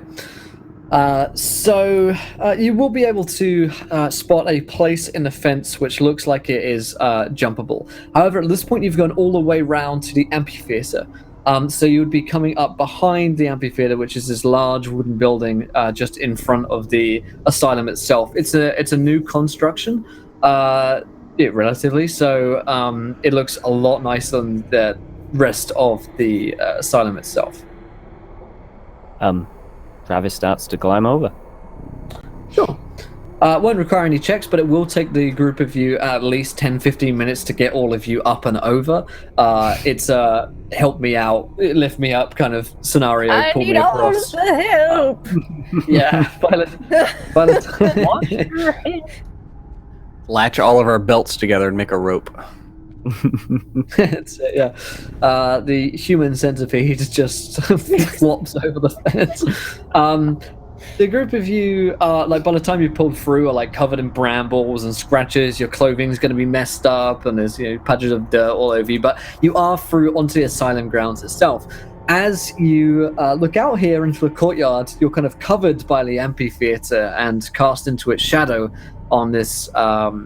It's a well lit from the moon, not quite a full moon, of course. But you do see the recognizable flashlights of several guards on patrol outside the asylum. This being like a high security hospital, they do patrol outside, and you'll recognize that they have dogs as well. There are large canines that patrol with them.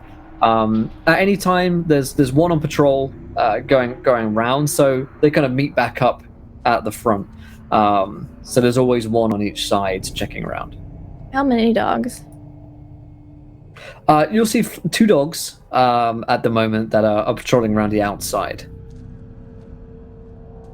At this point, you're maybe like 200 feet away, so safe enough to not be seen. But the torchlights are going to quickly give you away if you were to step out from behind the amphitheater. In that case, Travis is going to stay behind, hidden in the amphitheater, and study their patrol routes so that we can ascertain the perfect time to. Yeah. It's not Ocean's 11. They don't have sort of like crazy patterns. They just stick to the same pattern throughout the night. They will change. How long do you intend to watch them for? Half an hour? You watch half an hour, so yeah. It gives you a pretty good idea of what their patterns will be like. Go ahead. While he's watching, do I see... I remember reading in that newspaper article, there was a stone removed from the hill that had strange carvings and stuff on it. Do I see that any place in the amphitheater, maybe like set into the stage or used as like some type of art piece? So anywhere? you guys are actually outside of the amphitheater at the moment. Presumably it's in the amphitheater. There is a padlocked door which leads into it. However, the door is on the side. Sure. It's not like one of the outdoor amphitheaters. Closed. Yeah, it's a closed amphitheater, sorry. The door, the main entrance at least, looks like it's on the side where the guards are, so you'd have to sort of like slip through and unlock the padlock. Travis, your investigation of their patrols, there is a minute, basically, which is your window, which is not long. Unless there is some other kind of distraction, in which there is no guard who is watching the door. You think it would be possible to sprint from where you are and have enough time to unlock the front door, or maybe slip in through a window during that 1 minute.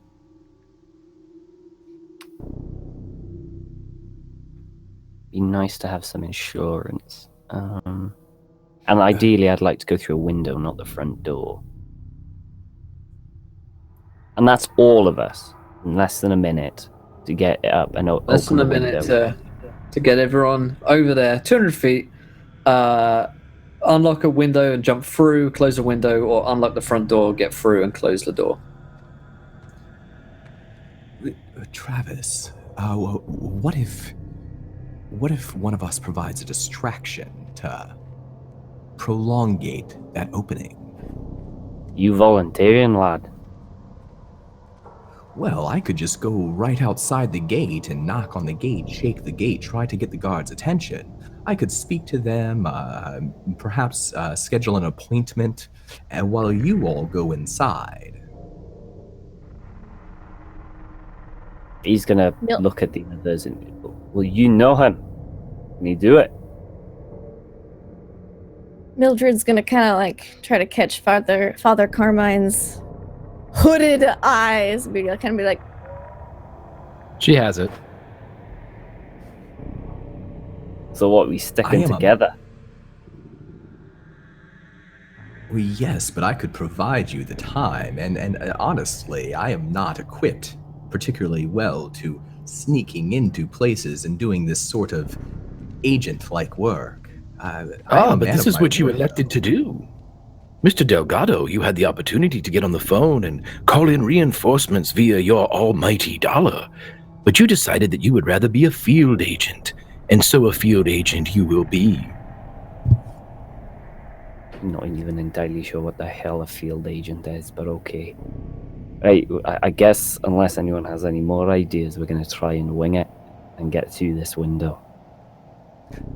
I have an idea. Ah, thank God for Will, when we looked into Croswell's room when he was kind of talking to us through that little thing, did it look like he had anything in there, like a sink or like, you know, normally like in a prison or an asylum, you'd have a sink and like not a mirror, but like a reflective piece of metal, you know, something that kind of simulates a mirror, but you couldn't like break it and cut your throat with it or anything. Absolutely, yeah.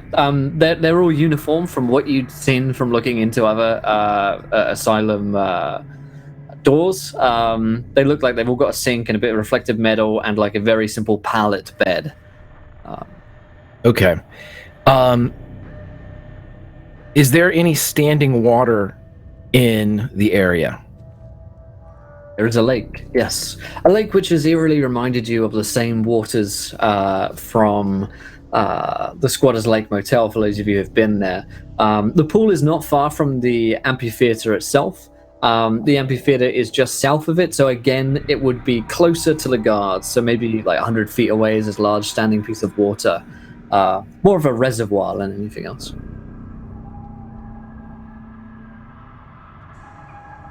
I think you're muted.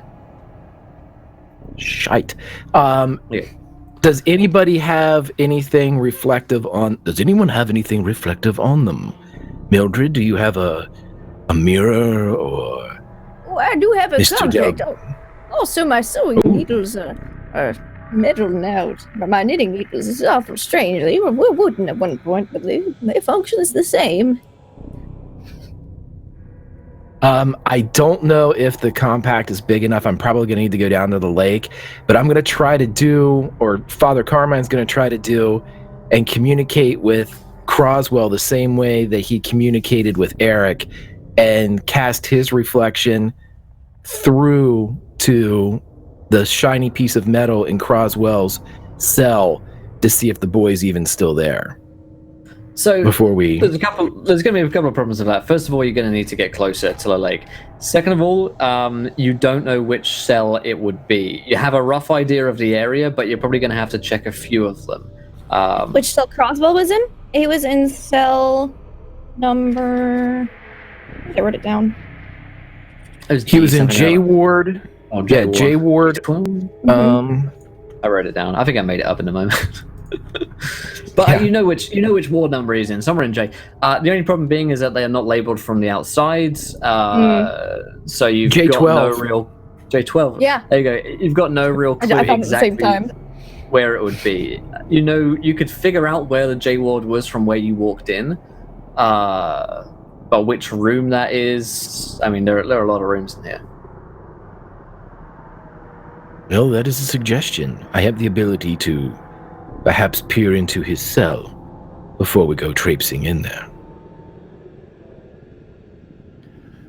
Well, it would be a shame if we actually got in and he wasn't there anymore. But if he is there, he may still be in there, just not in his cell.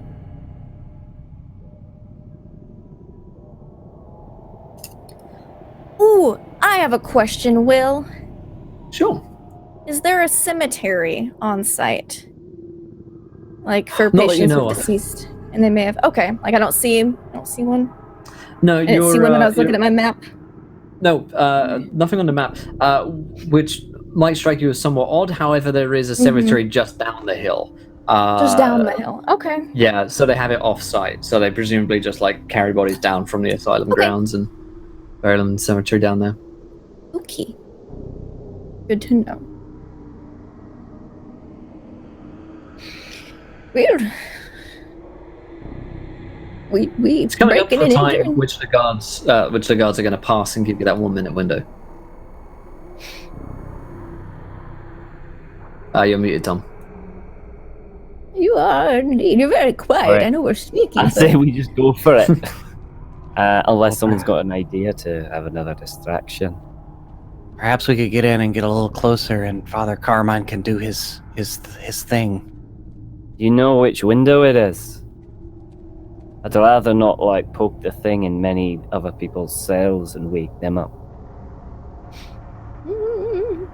It's in the Think you J could ward. figure We know out which ward it is. it was. Yeah. Probably not the cell itself. Each ward Well, might it's have inside, 100 rooms probably. for reference, and Yeah. We can maybe recognize where it's at once we're inside of the cell, you know? Also, it's pretty quick to look through little window slats.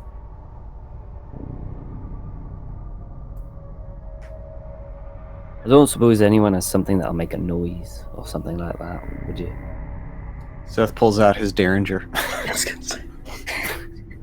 When you're not there, like a wireless or Like a Like what? Like throwing a rock. hey, a rock might work. I'm just thinking that if we can distract them and shove them over in a certain direction, that might give us a bit more than a minute. Well, Like, I don't know. If not, I'm happy to go. Maybe about could, 30 it could seconds be, until you get your window. I It's will let also- you go alone. but it's also alerting them, so it's putting them on alert. Yeah, it might be So- best for them just not to know it Alright, all we're going through the fast. window then. We're going through the window in a minute. Alright, in the J ward, let's do this. All right, so you'll get ready and get set as your minute of opportunity begins. One guard turns a corner. It's a minute before the other one comes around and is... I mean, as soon as he turns a corner, shines the light, is going to be able to see figures moving in the darkness. So you guys run. So let's roll some dexterity. See how quickly you guys can get out of there. Oh boy, I think I'm gonna use a crit. Yeah. Because I have a 30 in dex because I'm old as fuck. Old as fuck. I had to subtract 80 points from dex, strength, and con. Those stats don't look very great. That's what happens when you play an old character in Cthulhu, kids. I'm gonna use a. I'm gonna use a 20 as well. I'm Okay. gonna spend 5 luck to pass. Yes, I'm spending 8 luck to pass as I apparently can't roll anything. Nice. Okay. This is all going I So- so fail, well. I'm not spending 23. Okay. So you're going to fail, sorry, Lewis? Okay. Yes. So, sorry, okay. So, everyone is almost to the door. Sorry, to the windows. You're into the one that you consider to be J Ward. However, Lewis is falling behind. He is not as quick as the rest of you guys. So, as Travis will say, reaches the window first. Lewis is, a little bit behind. He is a bigger guy, and is not taking. You think he might get caught out if you're not careful. I open the window. Window. I've got more important things to do. All right. Roll me something to open that window. Either like some kind of strength or a straight up sleight of hand pick lock thing. If I do Father strength, Carmine will that make slows and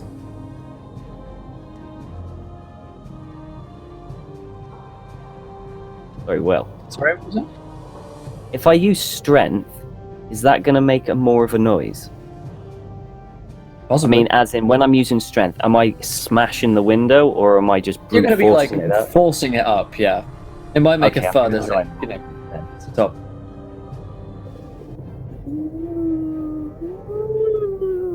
Okay, I'm going to spend 10 luck. Okay. So there we go. So you force it open, and with a dum, the thing goes up, and you look in. Well, I'm and- lockpicking that open. That was a You're lockpick.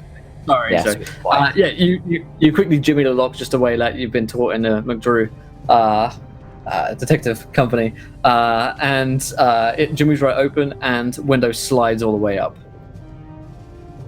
I climb You in. can see in, and you're in. There's some kind of corridor in front of you with Climb that in. sort of linoleum floor on it. And I'm gonna help people through as they're climbing into. Okay, everybody roll me climb checks except from Lewis. Fuck, do I have any crits left? Oh, Shit. Shit. Alright, let's see. Alright, roll this. Do we get advantage because he's helping us through the window? Yeah, do I give an advantage? Oh, wait. I'll give you a plus 10%. Alright, I'm gonna use one of my advantages and take that plus 10%. I have one of those. But Lewis is not trying to get in the window. Except for He's Lewis. not caught up yet. He's still like. He isn't caught up yet. Lewis can make Okay. a roll once he's close, yeah. Oof. Carmine's the failed last his one climb through. check. Yeah. I rolled a Carmine 99, moves back towards. but then Yeah, I rolled a 15. Carmine is gonna move. I'm sorry. Carmine's gonna move back into the direction of where the guard would be coming from. Okay, so Travis is in, Steph is in, Mildred's in, and Carmine and Lewis are back outside. I failed my climb check.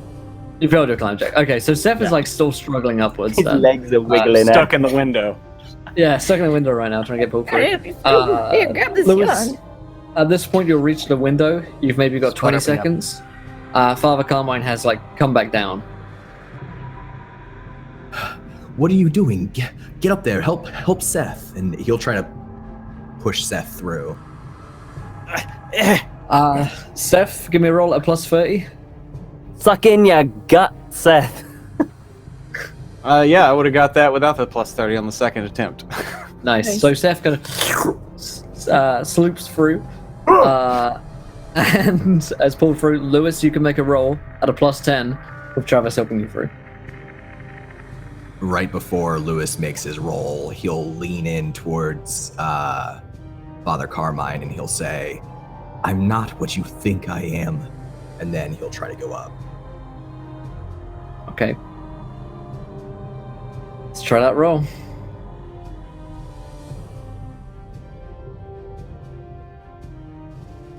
That is a fail. Yep, Lewis is stuck as well.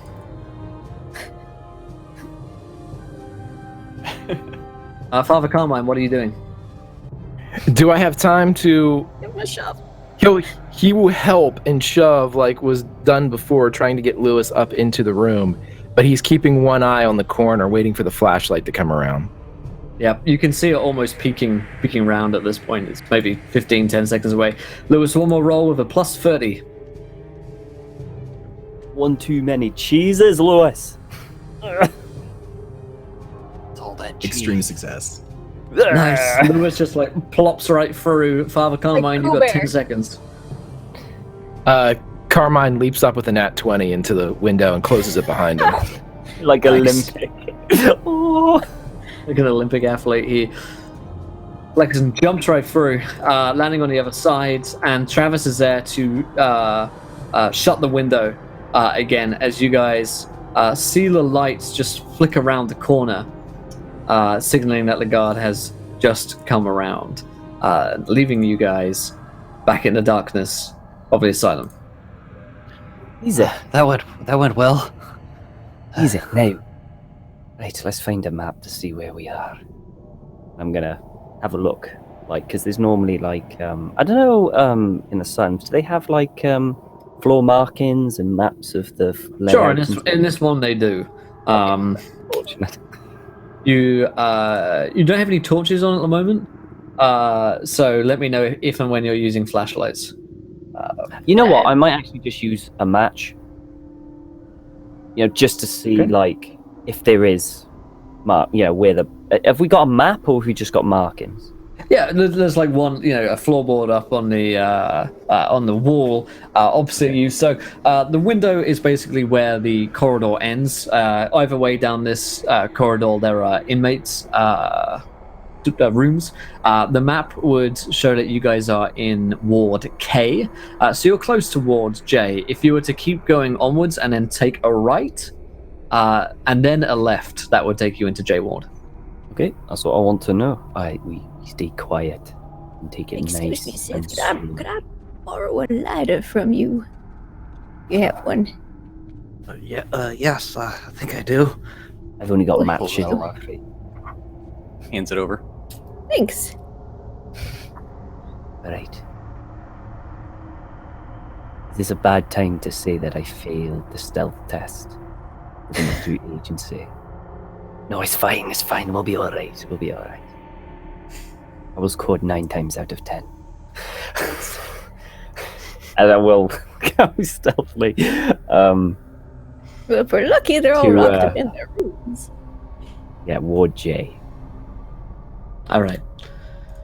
Or So Block J. I'd like everybody to roll stealth checks as you Right. head toward Jay. Oh boy. Oh, God.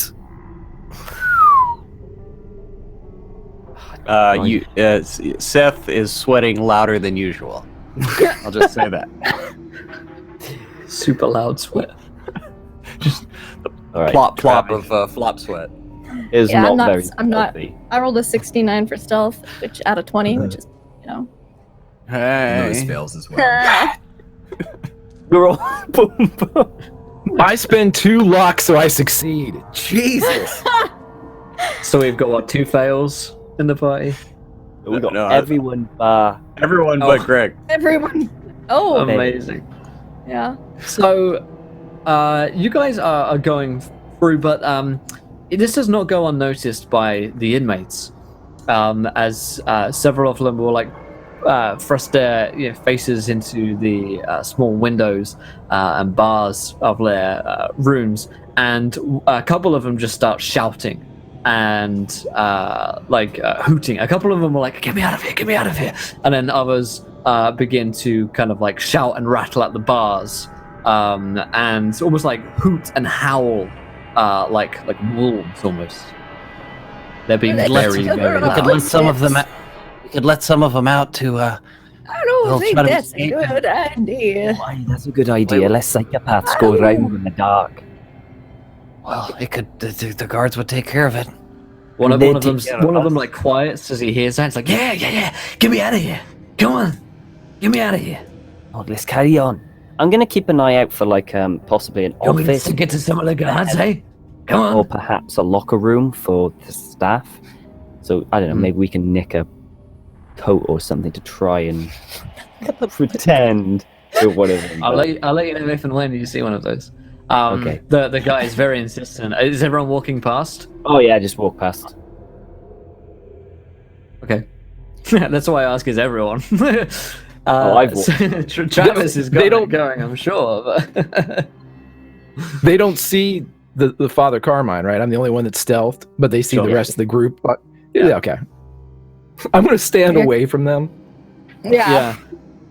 Down the end of the corridor, you see a flashlight beaming and appearing to be about to turn the corner, and you hear of a canine as well. It's down the end of the corridor, so maybe 70 feet away, Hide. but someone is clearly coming to investigate the noise. Is there a room to hide in? Runway spotted. Oh god, please make there be a room to hide in. Oh. Why can I not roll below 60 today? Oh, I'll use 8 luck.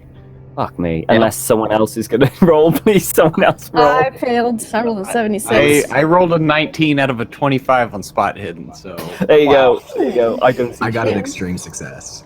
We're Nice. so good at Uh, seeing things, Seth. Lewis and Seth at the last minute will spot a locker room, which looks to be for the guards. However, that does look like it is locked as well. Oh, I got this, and I'm gonna try and quickly picklock it. Oh, All right, you got one chance to do it. We needed Lou for shite. this adventure. oh, fuck me now.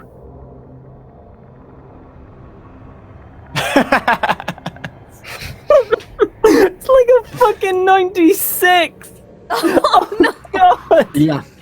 You do not get to it in time, and as the guard rounds the corner, the hound picks up a foreign scent of intruders and starts to bark. And the Spell. owner, it looks down the corridor with his flashlight, can see that there are figures down there, and he starts to shout. and the dog is off the lead and Right. coming towards you. Okay, so I see the As dog. I Will- would. Yep, go ahead. Yeah, no. What were you gonna say? I was gonna say, as soon as he recognizes them, I'm taking his mind. Oh, I was gonna. Okay. I was gonna command the dog. It sounds like several things. Are You get the dog, I'll get happening. him. Yeah, almost immediately. Let's do Father Carmine's first of all. Okay, so Father Carmine stands and he drags the rings into his palms, creating that false stigmata that he has. And as he begins to draw a symbol in the air, he points at the man, and I'm going to nat 20 my power check, and I Nice. am going to take mental suggestion on him. Does he have a weapon? He does. He certainly does. He carries a pistol on himself. Okay, well, I'm going to tell him to hold on to the dog and calm the dog, and we'll see Okay. if that works. He also has like a baton as well, for like just general bludgeonings. Lindy, Mildred can take her action here as well. Yes, It's going to take I'm this guy a minute to try and get his dog under control. Okay, but if it looks like he's trying to get his dog under control, I'm gonna kind of hold I mean, it. this is happening at the same time, basically. Okay, so yeah. yeah.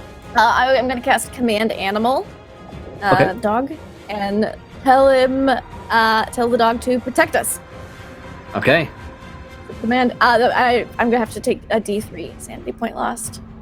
Me too. Some kind of power roll involved here, or something along those lines. No, dogs Nice. aren't smart enough. Yeah, a dog's nice and It's dumb. just a simple command. Yeah, whether it's Father Carmine's mind control or Mildred's control of the animal seemingly working in cohesion, both the owner and the dog immediately just stop. And the man will actually like take a knee, as if in supplicants to Father Carmine, and the dog just kind of and that curls up into a ball. The guy from back there, from behind, is even louder now. Come on, let me out, let me out. I'll get him all. You guys can do whatever you need to. Disbelief, and he's like, I wanna. Can Come I on, like man, this place is bad. psychology This place check is him? evil. The See if shit they've done he's- to if us in he's- here, you gotta let us out. I want to see Yeah, how roll psychology. genuine he is about that. Yeah, totally. And Will, I lost 1 sanity, so Nice. That is a success. I mean, trying to assess. I know he's a someone little who's- crazy, but if he's looking at us with like that murder look in his eyes, rather than just something that you picked up from before is that these guys hate the guards Mhm. way more than they hate anyone else, and it is a big us versus them mentality. So you probably believe that this guy would kill as many guards as he came across until he ran out of guards. In which case, maybe he turns against you guys, but who knows? He's probably out There was a lot of guards earlier. Oh, yeah. Yeah, I'll take them all. Well, I'm in here for a reason, eh? Let us out. Me and a couple of my friends will go around. Lewis is gonna put the shotgun not reachable through his cell, or is he like behind bars? Yeah, behind Bart, you can like throw it through the window hole. And he's gonna cock it, or he's gonna and say, "Quiet now, friend. We're here on other business, and I wouldn't want to have to hurt you." He like puts his like head up against the shotgun and it's like, do it. Lewis will crack him in the forehead with a shotgun and try to knock him out. Yeah, roll me an attack roll. Like a fighting brawl here. All right. I'm going to use one of my last 2 advantages on this. Oh. A hard success. Nice. Yeah, you crack him on the forehead. He doesn't completely get knocked out, but he stumbles back, and is clearly about to have like a very nice welt on there. He quiets down. all right, Thank you, friend. Father. We go up to him and take any keys he's got on him. Ooh, that's a good idea. That's safe. The dog won't hurt anybody. I'm more He's a worried nice about the guy with the gun. Maybe we should. Can we take his gun away? Just. He'll give it to you. Son, give Hey. me your gun. He steps up from where he's been kneeling, goes into the holster and hands over the gun to whoever will take it. I'll take it. And the key. Like a standard And the pistol. key.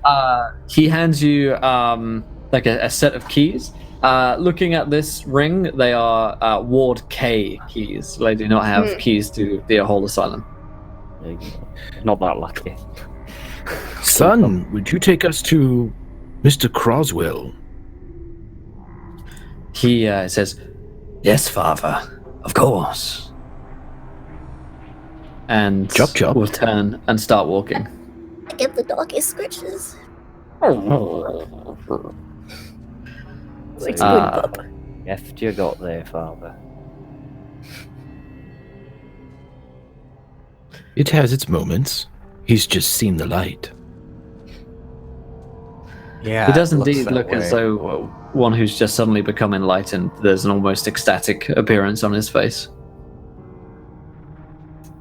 Right. So, as you guys move through, you follow this guard until he brings you toward Jay. He stops as you get toward Jay, and not far from him, maybe 50 feet down, there is another guard walking with his dog, doing a patrol around Jay Ward. He stops if you put a hand on his shoulder or something like that. Maybe Father, what if we were to get him to take this guard back to K to take care of some unruly prisoners, since they're all riled up now?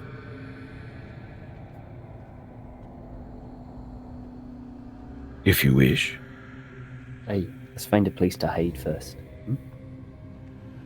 Son, find us a place to hide, and then do as my friend says. Get your compatriot, your dog, his dog, and go back in the opposite direction. If he suspects anything, I want you to kill him. Isn't that what you said, Mr. Penhollow? Oh, I don't.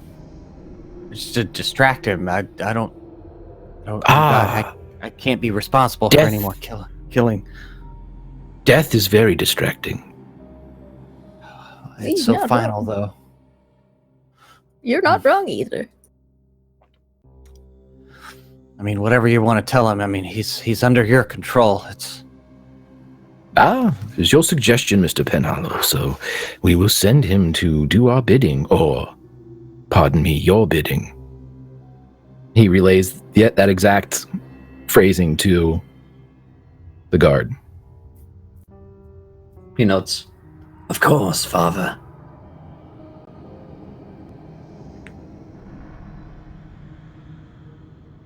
So, I guess we hide. Yeah. so you want what exactly do you want the guards to do or say? Just like Seth said, go up to him, say he's had some problems over in K. Could he come and help him, and take them out if the guy expresses any type of refusal? It's dog eat dog, guard eat guard world. He'll nod and grab the dog's lead and pull it along. You watch them have a brief conversation, and then they step back towards K Ward. Everybody can roll stealth checks. You'll have plus 20% because you've got plenty of time to find good hiding places.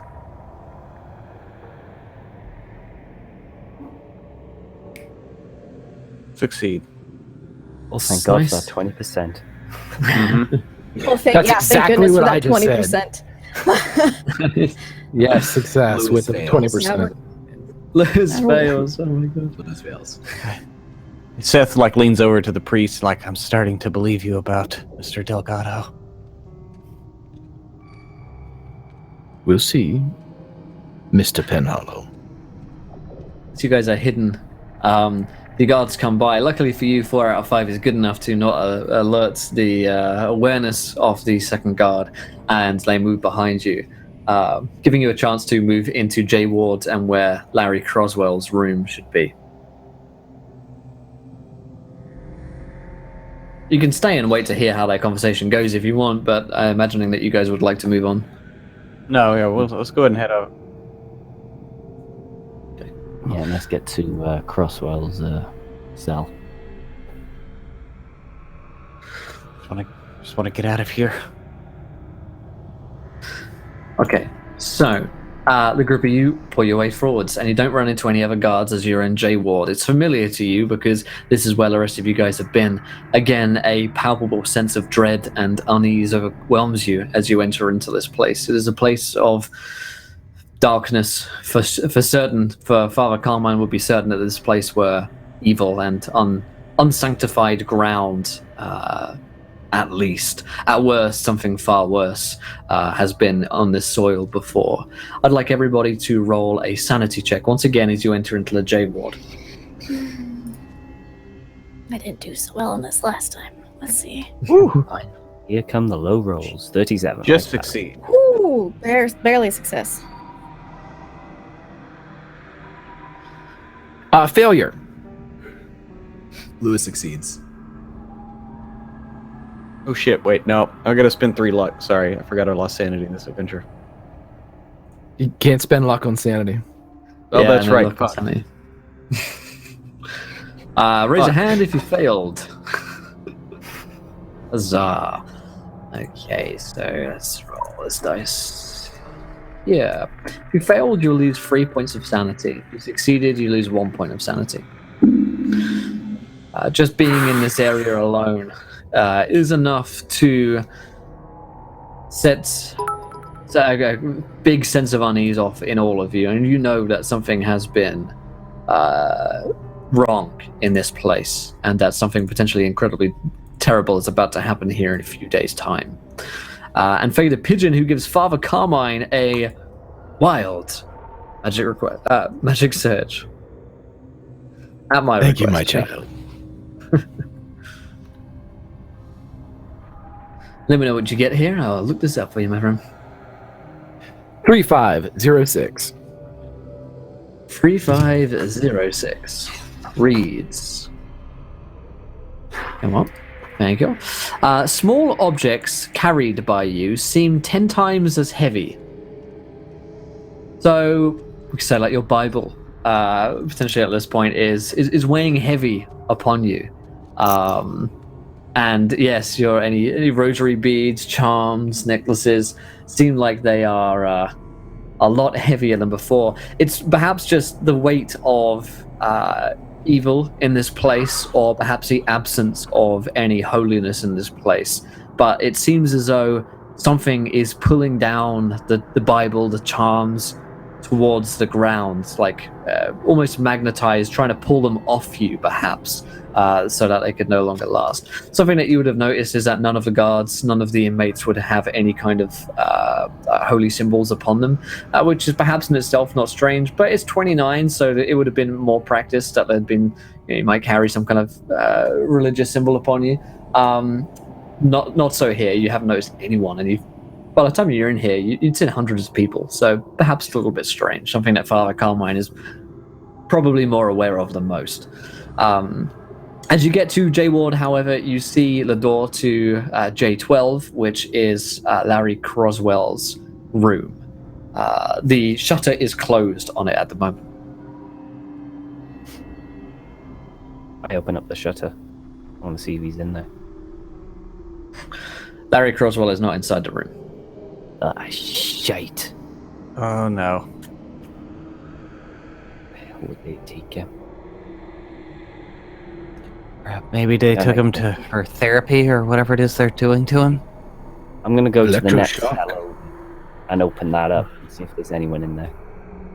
And the cell next door, yes, there is. There's a big guy, like a real kind of bruiser looking, tattoos all over him, possible like gang affiliations, And I mean, Travis is an investigator, maybe even mafia, like tattoos and symbols on him. You don't know. Certainly organized crime. And the guy looks to be asleep.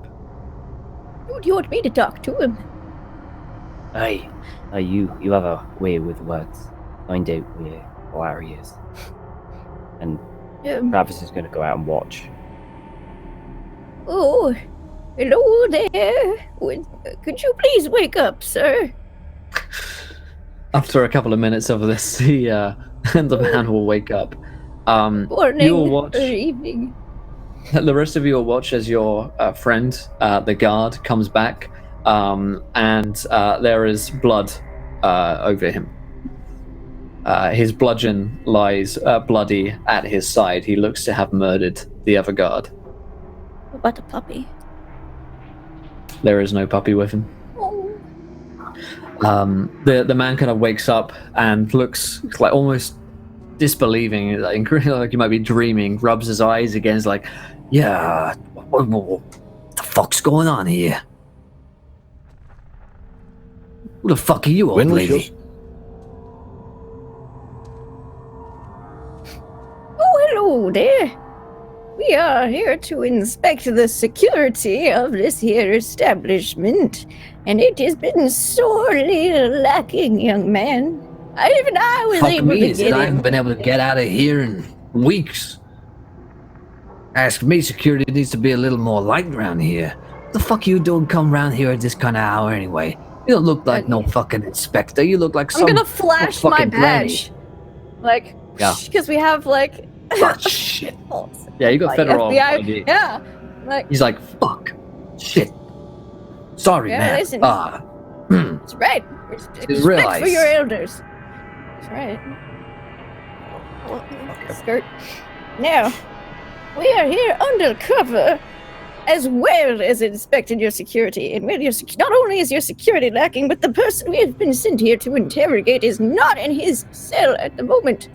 You know, you tell me what is going on with him. Yeah, you guys are feds. There's this fucking other guy coming around here the other day. He's fed, saying same shit, trying to investigate some guy next door, Croswell. Everyone's fucking calling on him. Well, obviously. It's confidential, but can't you tell that there's big stuff going on right now? Well, fuck, apparently, I don't fucking know, do I? I just sit here and keep quiet. Right, well, be willing to let it slide this time, but where did they take Mr. Croswell off to? I don't fucking know. Probably the psych ward, maybe the electroshock. They do that shit all the time. That agent went the same way. At this hour? Any fucking hour, sweetheart. All right. Well, if you could escort us there, we do have to interrogate him today. Escort? Yeah, of course. Absolutely. I could do that. I do that all the time. Travis is going like this. No. Under federal jurisdiction, of course I will. Yeah. Well, first, could you maybe tell us the name of the agent that came to call on him the other couple days ago? I know. Said his name was Gumbo or something like that. All about America. All about communism going on, something like that. I said I never signed up to no communism party like that. Gumbo. Yeah.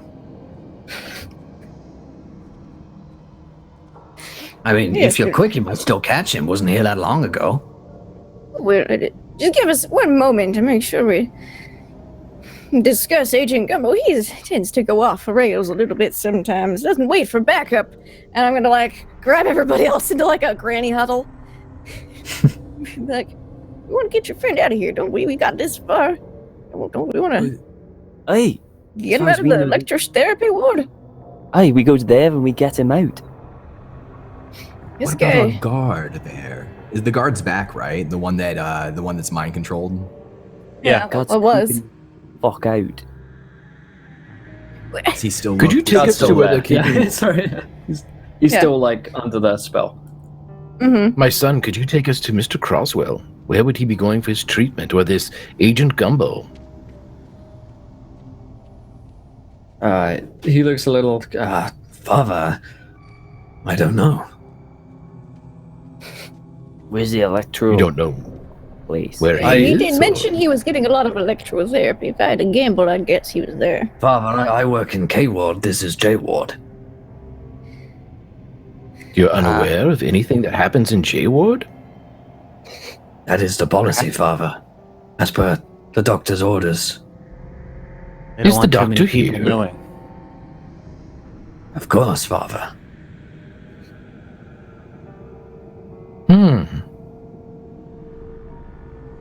He lives on premises. So he gotta- does. He's got to protect his investment. I don't give a shite where a doctor is. I just want Larry.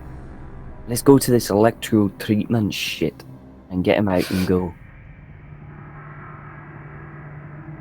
Hey, Right.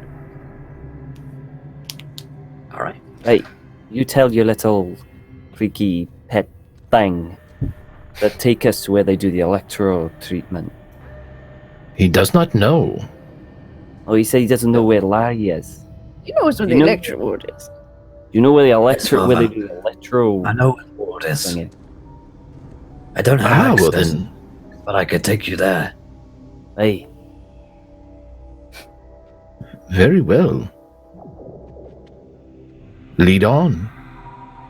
As he leads you through the asylum, your guard friend seems to be losing some of the effects of the spell. He's starting to look a little bit confused. Occasionally he'll stop and sort of like rub his face and I Look at- flash the look at badge you. again. confused. That seems to like help a little bit as he kind of nods and is trying to connect something together. And he leads you towards this electro ward.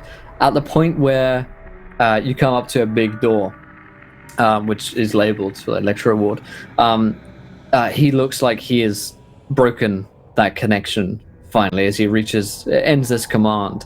As he turns, he kind of like looks in rage and goes for his gun, and at the same time you watch as his brains come out one side of his head, and from it seems like a shot, one which has been silenced, and you look from about 10 feet away.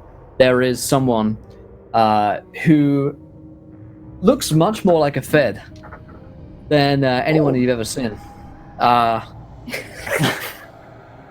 Glasses on like this, pistol Indoors in at night. one hand, Fed badge on display, and the colors of America being his dress suit, and he says, "Looks like someone just got gumbled."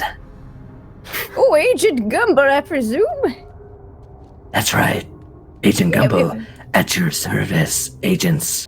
I notice your FBI badges. I can see them yes. from miles away. Well, that's very comforting to know that. Yes, we're here to,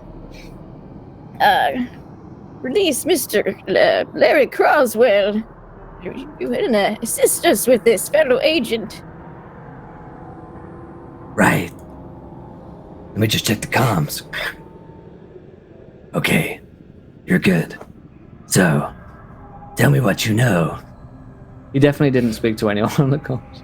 Okay, and I'm just going to just like grab something and make a noise. Wait, did you just make that noise with your mouth?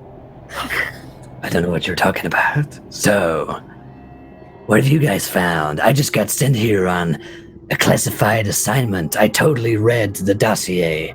I read all of it. Oh. But it may have omitted some details, such as what I'm doing here. So, if you could Well, we remind are me. also here on a classified assignment to release. Something to do with communists, I think. Goddamn communists. Yes, The commies are holding Larry Croswell and I believe James Frazier. Now, Larry Croswell is our #1 priority, but James, if we can find and locate James Frazier, getting him extricated would be good as well. Copy that. Get Frazier the package to the LZ. ASAP, ETA, now. I'm so glad Understood. my husband was in the war. I understand all of this. Yeah, the Civil War. You guys got to be careful. He starts talking in nothing but letters soon. Right. Well, let's get going then, Agent Gumbo. All right. What is your code name, old lady agent? Code name. Apples.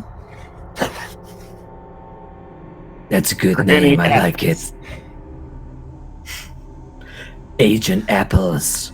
Watch my 6. What about Alright. you, skinny nerd looking guy?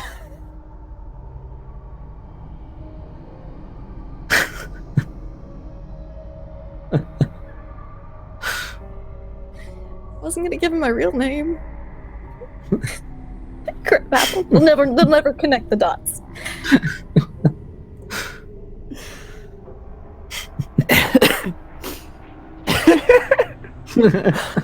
I'm sorry. Oh wait, you were talking to me. I'm sorry. I imagine Seth is overweight. So you said skinny nerd guy, and I'm like, who's he talking about? Yes. I'm. You just call me Agent Crashdown. That's what we're here to prevent. It's the commies. They're coming after our economy. Goddamn right. Oh, alright. What about you, foreigner? You look like you might be English. I am not He looks at one Travis. of those Saxon Just call me Just Agent Whiskey. Agent Whiskey. Tango 9 Whiskey, I like it. Well, for an Englishman, sound alright to me. What about you, father? You look like a priest. I happen to be a very holy man myself, working for the one true God, America. Well, that's funny, my son, because they call me Father America. Agent America. Goddamn, I wish I got that code name. I tried. Looks Already like had someone it. got there first. You could be Father America 123, or Father America 1929, or... Sorry. Father America Eagle Strike. I'll put that in. See what comes back. You know what I mean? So, what about you, fat man? I'm Louis Delgado. I am a wealthy baron for Coca-Cola. I love Can we Coca-Cola. get Nothing more Cola. American than Coca-Cola, Agent Coca-Cola. We here. just call him Agent Fizzy Pop. It's fine. It's All right, Coke boy. I like you. I like you a lot. The only thing I like more than Coke is American beer. Bud Light Lime. Got any of that? What's your No. code name, Agent Gumbo? Is it you just go by Agent That is my Gumbo? code then- name. Agent Alright. Gumble is my code name. It also happens Oh. to be my name. That's what So- I figured. You'll never figure it out. It's the last thing those communists suspect. So, let's get ready to gumble. Am I right? Oh, you Welcome are. to You my are so Mondays. right. A Gumble has That a is- wild magic search from Lauren, which is... Oh, Gumble. The next weapon nearby chills to minus 200 degrees. Pretty cool. So Gumble's like pistol is like super frozen. Oh yeah. Chill, just like how I like my Bud Light Limes. So, Because you're packing all that heat, you gotta keep it chill somehow. I like what you did there, Agent Apples. Mm. You're alright by me. Oh, sweet Jesus, can we please just find What are we doing Right. here again? Oh yeah, Fraser. Gotta Extracting evac Fraser ASAP. and Fraser and DLC. Crosswell. Crosswell, yeah. Copy. All right, watch my 6 and He gets his gun out. stay frosty. Will do. All right. And he Once more into turns the breach, Gumble. and opens the door. That's right. I have my knitting needles at the ready. Yeah. Watch out for any tangos. I took that one down for you. That one's on the house. The White House. It's also on the walls. Copy that. And he's going to start moving through the door into the electro ward. And as you follow Agent Gumble through with your agent code names, Agent Cola, Agent Whiskey, Agent Father America, Agent Apples, and what was Seth? I forgot. Agent Crashdown. Oh yeah, Agent crashed. Crashdown. That, my friends, is where we're going to end tonight's episode. It's already Dust to 3:40. Darkness. Oh my god. Derringer in hand. It's amazing. Thank you, chat, for making that happen. You guys are awesome. And hopefully you guys enjoyed tonight's show of Call of Cthulhu Doors to Darkness. I know I certainly had far too much of a good time for Call of Cthulhu. I enjoy myself far too much when I play Agent Gumble. So thank you for the opportunity to get to play him again, even if it's like 20 years before and still somehow he's exactly the same. Well, they were Amazing asking stuff. how old he was, and I said as old as America. So he's Exactly. eternal from sea to There's shining always- sea. Gumble has There must always be a existed in Gumble. America. It must always be a Gumble. There must always be a Gumble. Well, I remember Colonel Gumble in the Civil War. It's written on the back. It's written on the back of the Constitution. Nobody sees that.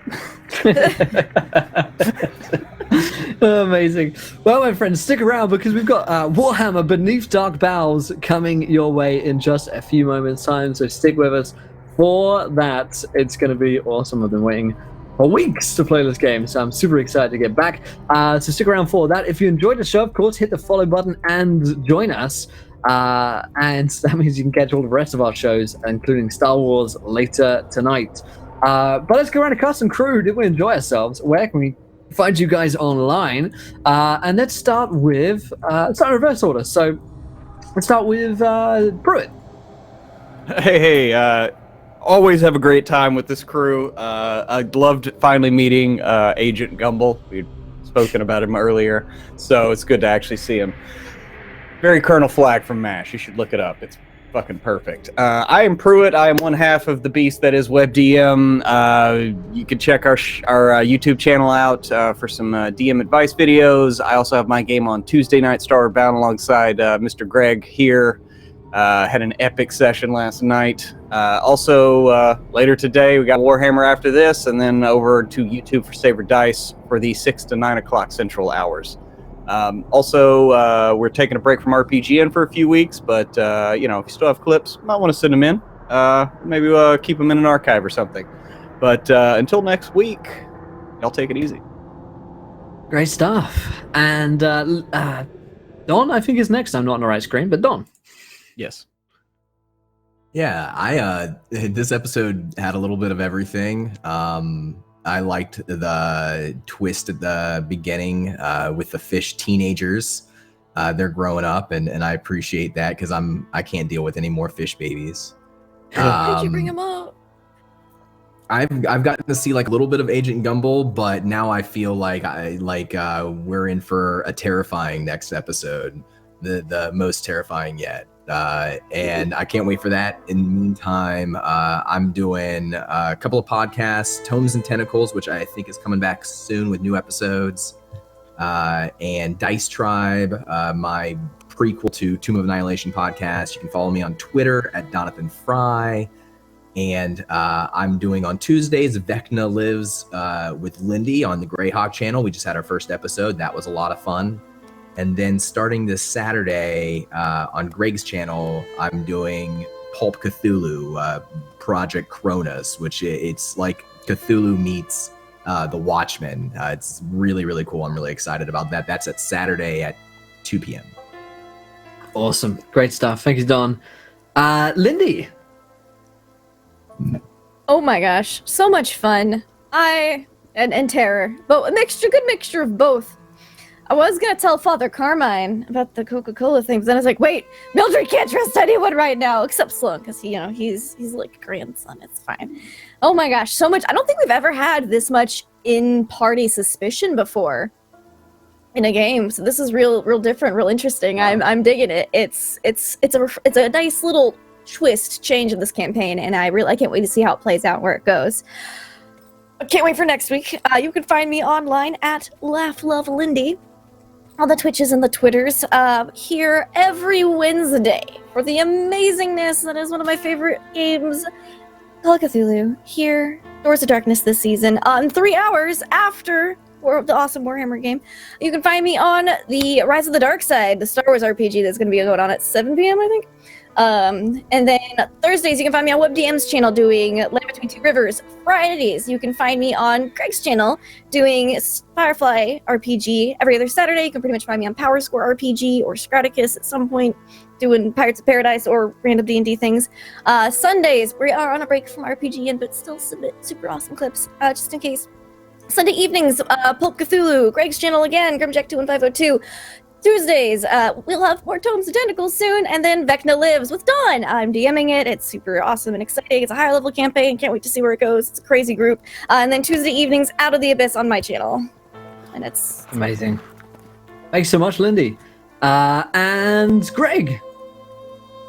Well, this is a taste of what you would have in store had you tuned in for Atomic Cthulhu, where I have to sit and give narration while Will goes off and does Gumble for 3 hours, and I have to not get distracted by I told these guys in the green room, Gumble's one of my all-time favorite characters because he drops the craziest shit constantly, and Will just channels, like he said, Colonel Flag from MASH. Go on YouTube, type in MASH Colonel Flag, and you will see Gumble in action. Glasses, everything. Only Will does him much better and for a new age and in Cthulhu. It's awesome. Anyway, Grimjack21502 on the Twitches and the Twitters. I love playing this. I love mixing it up today with my man Don as we were going back and forth. I personally don't have these suspicions, but I need a hook for Father Carmine to keep certain people around and not just murder them. So that was the hook. Anywho, this is where it's at. It's always going to be where it's at. Briefly going through everything else on my channel on Fridays, 2 to 4 Firefly, 2 to 4 on Saturday on my channel. We have the Pulp Cthulhu with Dawn in it, Kiana and a bunch of other great people as we hit some Project Chronos. On Saturday evening, Learn by Play, Wizards of the Coast, 6 to 9. Sunday night on my channel, 7 to 9, Project Athena. Atomic Cthulhu the next day at 4:30 to 7:30, or the Gumble Show, as it's going to soon be called. And then on Tuesday evenings, I fly through the stars as my Lightfoot Halfling Elry Toss Bottle. But ladies and gentlemen, boys and girls, Cthulhuans of all ages, make sure you're back here next week because you're going to have some Gumble leading us in. Love you guys. Thanks so much, Greg. And Tom. Sorry, I think my internet's breaking up a little bit. Tom, there you go. It's great to be back. It is. I know it was only a week, but it's a long, long week. And you know, this is like tradition. You got to have it. If I don't have my Call of Cthulhu every Wednesday, it just doesn't feel right. It doesn't feel like a right week, you know? As always, this episode was absolutely fantastic. I'm liking the in-party suspicion. There's a lot of it. As Lindy said, we haven't had that much so far. And from Travis's point of view, he's still like trying to grasp what the hell is going on. I think his way of kind of staying grounded is, okay, I've got an objective, do that objective. I don't understand anything else, just do that objective. So that's kind of like the way that Travis is thinking at the moment. And like all of these lovely people, this is the only show at the moment I'm on, but I do have my own channel, Redundant UK, where I stream Monday, Tuesdays, Thursdays, Fridays, where I play mainly story-based games, but I'm playing a lot of House Flipper, which is surprisingly fun and relaxing. If you just want to chill and play it and paint walls and clean up shit after teenagers and students, It's surprisingly That's what I do in real relaxing. life. Yeah, it's but without the I didn't know stress. this and game the existed. Not stress. imitating life, imitating You know, yeah. it's a lot of fun. So you can check me out there, Redundant UK on Twitch, and you can also check me out on Twitter. Amazing. And you have like podcasts as well, right, Tom? Oh yeah. That LARPing podcast that Yeah, we that all knew podcast. about for a very Yeah. long time and not just recently. The Banksy of what's podcasts, the one- as I like to call it. Yeah, it's because it's only once a month. But I am on a podcast called LARPbook. LARPbook.com tends to be kind of like a place for all LARPing needs, like news and stuff, and we just do a podcast every month. So if you're interested in LARPing, or if you have no idea what LARPing is, go check out LARPbook.com. That'll tell you everything you need to know. It's amazing. Great stuff. Well, thank you guys for joining us again. We're going to be right back at you with Warhammer Beneath Dark Bowels in just a few minutes' time, so stick with us. Same time every week, Wednesdays, 1 p.m. Eastern for Doors to Darkness. You can catch up on YouTube, of course, and if you're watching on YouTube now and you stuck around for this part, I'm impressed. Until then, my friends, try to tune in at ones. We're going to be here laughing when you do. Good night, everybody. Bye.